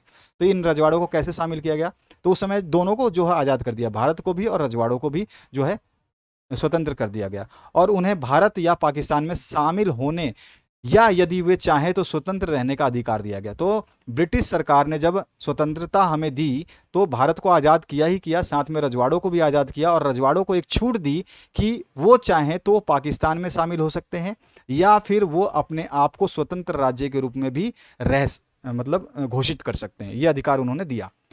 और इसने भारत के विभिन्न आकारों की छोटी रजवाड़ों में विभाजन की संभावना को जन्म दिया। अब ये जो ब्रिटिश सरकार ने ऐसा कह दिया कि भाई रजवाड़े अपनी मर्जी से रह सकते हैं, वो स्वतंत्र अपना राज्य बना सकते हैं और चाहे तो वो पाकिस्तान में शामिल हो सकते हैं, तो ये क्या रजवाड़े क्या चाहेंगे कि भाई वो स्वतंत्र रहना चाहेंगे, वो अपना राज्य खुद बनाएंगे। लेकिन इस वजह से क्या हुआ, भारत के अनेक टुकड़े होने का जो है ज़्यादा अंदेशा बन गया कि क्योंकि रजवाड़े अपने आप को अलग करेंगे तो इसका विभाजन हो जाएगा और विभाजन की संभावना जो है भारत को अलग अलग कर देगी, अलग अलग टुकड़े कर देगी। इस घोषणा ने अखंड भारत के अस्तित्व को ही संकट में डाल दिया और लोकतंत्र का पूर्ण अस्तित्व अंधकार में था, क्योंकि रजवाड़े अपनी आज़ादी को लोकतांत्रिक अधिकार देने के लिए तैयार नहीं थे। यानी कि रजवाड़े जो राज्य थे, वो अपनी जो भी उनकी आबादी थी, जो उनके राज्य में लोग रहते थे, उनको क्या नहीं देना चाहते थे, लोकतांत्रिक अधिकार नहीं देना चाहते थे। वो चाहते थे कि वहाँ पर जो है एक ही राजा रहे और उनकी वो प्रजा रहे। तो लोकतांत्रिक अधिकार देने के लिए वो तैयार नहीं थे, जितने भी राज्य थे जो इसमें शामिल होने वाले थे। तो रजवाड़ों का भारतीय संघ में एकीकरण एक महत्वपूर्ण चुनौती था। यानी भारत के अंदर जो इनको शामिल कर लेना, ना कि राज्य बना के छोड़ देना, भारत के अंदर ही रहेंगे, भले ही राज्य हो लेकिन भारत के ही टुकड़े रहेंगे, इस तरह से इसको शामिल करने का एक योजना बनाई गई, जो कि एक चुनौतीपूर्ण योजना थी। मुस्लिम लीग का विचार था कि राज्यों को अपनी पसंद का कोई भी रास्ता अपनाने के लिए स्वतंत्र होना चाहिए। मुस्लिम लीग चाहता था कि भारत के टुकड़े टुकड़े हो जाए और उसने अपना विचार दे दिया कि जो भी राज्य हैं वो अपनी पसंद से कोई भी रास्ता अपना सकते हैं। लेकिन विवेकानंद बोल दिया मैंने गलती से, सरदार सरदार पटेल जो थे ये सबसे महत्वपूर्ण भूमिका निभा गए इस समय, और इन्होंने भारत को आज ऐसी दृष्टि पे लाके खड़ा किया है जो अभी हम देख रहे हैं। तो सरदार पटेल ने जो है रजवाड़ों के शासकों के साथ बातचीत की। जो भी राजा थे रजवाड़ों के, रजवाड़ा मतलब जिसका एक राजा हो, तो जो भी राज्य थे उसके शासकों से बातचीत करने में एक ऐतिहासिक भूमिका निभाई और उनमें से अधिकांश को जो है भारतीय संघ यानी भारत के अंदर जो है शामिल करने के लिए राजी कर लिया, जिसमें से 565 रियासतें थीं, 565 छोटी बड़ी रियासतें थीं जिनको शामिल किया गया। और अधिकांश राज्यों के शासकों ने इंस्ट्रूमेंट ऑफ एक्सेशन नामक एक दस्तावेज पर हस्ताक्षर किए, जो कि पटेल द्वारा प्रस्तावित किया गया था कि बाद में पलटेना, जिसका अर्थ था कि उनका राज्य भारत संघ का हिस्सा बनने के लिए सहमत हो गया। ठीक है, उस पर हस्ताक्षर करने का मतलब है उनका राज्य भारत के अंदर जो है शामिल किया जाएगा, जिसमें जूनागढ़, हैदराबाद, कश्मीर और मणिपुर की रजवाड़ों का विलय बाकी राज्यों की तुलना में अधिक कठिन साबित हुआ। मतलब बाकी तो सारे राज्य आसानी से शामिल हो गए, लेकिन एक जूनागढ़ था, एक हैदराबाद था, एक कश्मीर था और एक मणिपुर था। इसको भारत के अंदर शामिल करना एक मतलब चुनौती का बहुत बड़ा जो है परिणाम साबित हुआ। लेकिन इसको भी सरदार पटेल ने अपना जो देसी रजवाड़े के भारतीय संघ में विलय करने के लिए जो है चुनौती को स्वीकार किया। उसने अपना कुछ ना कुछ जो है दिमाग चलाया, अच्छे विचार दिए उन्होंने। और भारतीय स्वतंत्रता का एकमात्र उद्देश्य आत्मनिर्णय और एक साथ लोकतंत्र भी था। इसलिए उन्होंने पूरी दृढ़ता के साथ कूटनीतिक रूप से अधिकांश रजवाड़ों को जो है अपने प्रेरक कौशल के साथ भारतीय संघ में मिला लिया, और यह उनका पूर्ण विश्वास था जिसने भारत को एकीकृत कर एकजुट किया। तो ये बहुत बड़ी चीज़ थी, यही था रजवाड़े का विलय। ठीक है, अब आ जाइए नेक्स्ट क्वेश्चन पे। अब इसमें क्या है, 1975 आपातकाल के बाद में भारत में एक नए युग की शुरुआत हुई थी। इस कथन का मूल्यांकन कीजिए। ये भी आपका 20 से क्वेश्चन है। या फिर आप बता सकते हैं 1960 के दशक की कांग्रेस पार्टी के संदर्भ में सिंडिकेट क्या क्या अर्थ था। ये क्वेश्चन मैंने पिछले साल ही करवाया था, सिंडिकेट का क्या अर्थ था और सिंडिकेट जो है ये कांग्रेस पार्टी में इसकी क्या भूमिका थी। ये पूरा क्वेश्चन मैंने एज इट इज कराया था। 6 नंबर का ये क्वेश्चन है। देखिए, बड़े बड़े क्वेश्चनों में मैंने अच्छे अच्छे क्वेश्चन कराए थे, हमेशा कराता रहता हूँ। आप लोग पढ़ें तो ही आप आगे बढ़ें। तो मैंने ये सिंडिकेट वाला वापस से आपको कराया है। देखिए, कांग्रेस पार्टी में सिंडिकेट क्या था। तो 1960 के दशक में कांग्रेस पार्टी के संगठनात्मक ढांचे में कुछ प्रमुख नेताओं का एक समूह उभर करके आया। बहुत सारे नेता थे जिन्होंने अपना एक जो है समूह बना लिया था, और उन्हीं नेताओं के समूह को जो है सिंडिकेट का नाम दिया गया था। ठीक है, उभर कर आया था, और कांग्रेस के सभी निर्णय और गतिविधियों पर उस समूह की छाप जो है पड़ने लगी थी। मतलब यही समूह जो था कांग्रेस को नियंत्रित करता था। वह एक प्रकार से किंग मेकर के समान था। मतलब किंग मेकर बोलते हैं ना, जो कि जिसका सिक्का चलता हो, तो ये समूह का सिक्का चलता था। इसी समूह ने अनौपचारिक रूप से सिंडिकेट कहा जाता था। इसी समूह को जो है क्या बोलते थे, सिंडिकेट कहते थे। इसका कोई मतलब ये नहीं था कि सिंडिकेट जो है इनका नाम किसी ने आधिकारिक तौर पे नहीं दिया था, ये अनौपचारिक रूप में से इसका नाम सिंडिकेट पड़ा था। कांग्रेस पार्टी के संविधान में इसकी कोई व्यवस्था नहीं थी, यानी ये सिंडिकेट नामक जो चीज़ थी ये कांग्रेस पार्टी में नहीं थी, लेकिन फिर भी ये समूह चल रहा था और सभी निर्णय पार्टी संविधान के अनुसार लोकतांत्रिक तरीके से होने चाहिए थे। इस समूह के प्रमुख जो नेता थे उसमें रामराज मद्रास से, और बम्बई के जो है एस के पाटिल थे, मैसूर के यस निजलिंगप्पा थे, और पश्चिम बंगाल के अतुल्य घोष और आंध्र प्रदेश के एन संजीवा रेड्डी थे। तो इन सभी नेताओं का जो गुट था, ये जो यहाँ से आप प्रमुख नेताओं का ये गुट देख रहे हैं, इन्हीं को हम सिंडिकेट के नाम से जो है, इन्हीं को सिंडिकेट के नाम से जाना जाता था। अब जो ये कांग्रेस पार्टी में सिंडिकेट क्या था ये बता दिया। अब सिंडिकेट की भूमिका कांग्रेस पार्टी में क्या थी उसको हम समझ लेते हैं। धीरे धीरे इस समूह का दबदबा बढ़ता गया। ये जो लोग थे, इनका ग्रुप जो चाहता था वैसा ही होता था। नेहरू की मृत्यु के बाद लाल बहादुर शास्त्री को और उनकी मृत्यु के बाद इंदिरा गांधी को प्रधानमंत्री बनाने में इसने ही अहम भूमिका निभाई थी। अब समझ में आया सिंडिकेट कितना खतरनाक था। जो चाहता था वो कर देता था। सिंडिकेट इतना प्रभावी होने लगा था कि प्रधानमंत्री का स्वतंत्रता पूर्वक काम करना भी कठिन था, और सिंडिकेट चाहता था कि प्रधानमंत्री उससे सलाह लेकर के, ये हटा देना, ये लाइन गलती हो गई है, उससे सलाह लेकर के मंत्री परिषद का गठन करे। यानी सिंडिकेट जो चाहता था वो प्रधानमंत्री करे, ऐसा मतलब वातावरण उन्होंने क्रिएट कर दिया था। और शासन की नीतियाँ अपनाए। शासन भी जो सिंडिकेट चाहता था वो नीतियाँ अपनाने के लिए वो प्रधानमंत्री को मजबूर करता। 1959 में राष्ट्रपति के चुनाव में इस समूह ने इंदिरा गांधी की असहमति के बावजूद जो है संजीवा रेड्डी को राष्ट्रपति पद के लिए कांग्रेस उम्मीदवार नामांकित कर दिया। ये संजीवा रेड्डी आंध्र प्रदेश के जो थे, इनको इंदिरा गांधी के खिलाफ, यानी कि इंदिरा गांधी ने मना किया था, उनकी सहमति नहीं थी, उसके बावजूद भी संजीवा रेड्डी को राष्ट्रपति पद के लिए जो है कांग्रेस उम्मीदवार बना दिया गया। इंदिरा गांधी ने इस चुनौती को स्वीकार किया और कांग्रेस के उम्मीदवार के विरुद्ध वीवी गिरी, जो वीवी गिरी हैं, इसको राष्ट्रपति उम्मीदवार को के लिए स्वतंत्र रूप से उम्मीदवार के रूप में खड़ा कर दिया और इसे निर्वाचित करवा दिया, और उनको जो है निर्वाचित भी करवा दिया। ठीक है। सिंडिकेट ने अनुशासनहीनता का आरोप लगाकर इंदिरा गांधी को दल से निकाल दिया। अब सिंडिकेट की इतनी हिम्मत थी, देख लो, कि उसने जो है अनुशासनहीनता का आरोप लगाया इंदिरा गांधी पर, जो कि प्रधानमंत्री थी, और उनको भी जो है किससे, दल से निकाल दिया, जिस पर कांग्रेस का विभाजन हुआ, जिसकी वजह से क्या हुआ, कांग्रेस बिखर गई और सिंडिकेट कांग्रेस के विभाजन का कारण बन गई। तो कांग्रेस का विभाजन का मुख्य कारण जो है सिंडिकेट ही थी।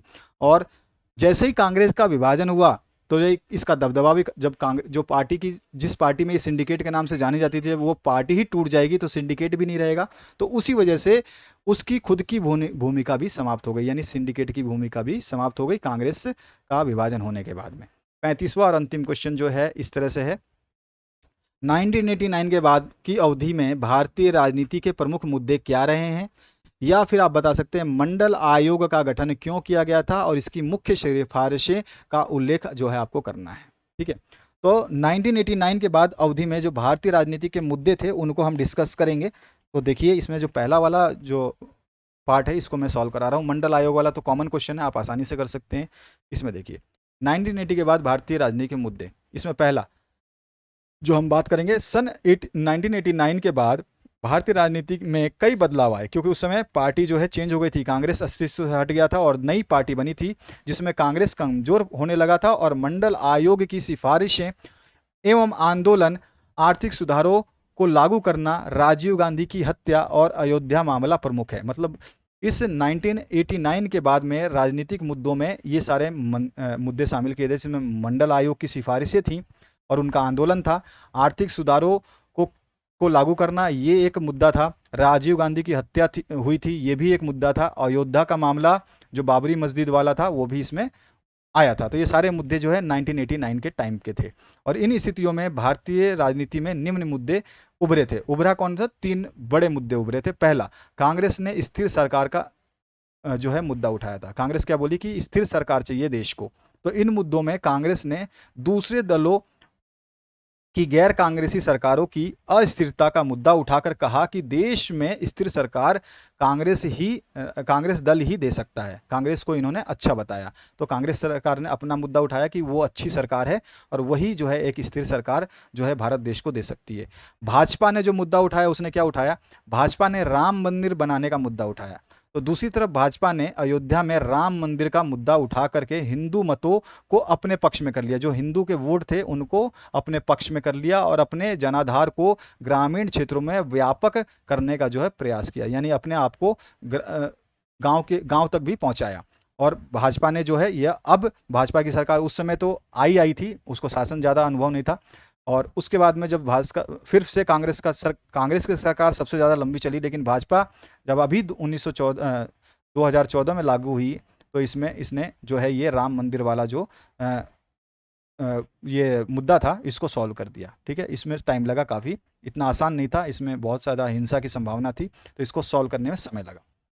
और एक और मुद्दा जो उठाया गया, लोक दल व जनता दल ने लोक दल और जनता दल दोनों ने मिलकर के मंडल आयोग की सिफारिशों का मुद्दा उठा लिया। मंडल आयोग क्या थी ये देखिए। तीसरी तरफ लोक मोर्चा और लोक दल और जनता पार्टी आदि दलों ने राजनीति के लिए पिछड़ी जातियों को अपने पक्ष में करने के उद्देश्य से मंडल की 27% पिछड़ी जातियों को आरक्षण का मुद्दा उठाया। ये सबसे बड़ा कांड इन्होंने किया था। कौन से? लोक दल और जनता दल ने जो आरक्षण का मुद्दा उठाया था वो आज तक भी जीवित है। हमेशा कभी गुर्जर आंदोलन और ये सब आंदोलन चलते रहते हैं, आप भी जानते हैं। ये आरक्षण का जो मुद्दा था ये बहुत खतरनाक उठा था और इसने सब कुछ तहस नहस कर दिया और एक जो है आरक्षण का मुद्दा ला के खड़ा कर दिया और ये मुद्दा अभी तक शांत नहीं हुआ। और दिसंबर 1992 में अयोध्या स्थित एक विवादित ढांचा जिसका नाम था बाबरी मस्जिद, उसको विध्वंस कर दिया गया। ये भी मुद्दा उठा था। इस घटना के बाद भारतीय राष्ट्रवाद और धर्मनिरपेक्षता पर बहस तेज हो गई। ये सारे मुद्दे जो थे ये आपके 1989 के बाद में भारतीय राजनीति में आए थे, शामिल किए गए थे। तो ये था आपका पूरा सॉल्यूशन जो आपने देखा। तो आशा करता हूँ इस वीडियो से आपने बहुत कुछ सीखा होगा। प्लेलिस्ट नीचे दी गई है, इस प्लेलिस्ट में आपको सब कुछ मिल जाएगा। प्लेलिस्ट जरूर विजिट करें। प्लेलिस्ट के अलावा आपको टॉपर्स की कॉपी देखनी है तो टॉपर्स की कॉपियाँ भी अवेलेबल हैं। कैसे लिखते हैं टॉपर्स वो भी मैंने दी है। तो दोनों प्लेलिस्ट वीडियो के डिस्क्रिप्शन बॉक्स में अवेलेबल है और यहाँ पर भी आ रहा है। Thank you very much. Have a good day. Share करना बिल्कुल ना भूलें और कमेंट करना बिल्कुल ना भूलें।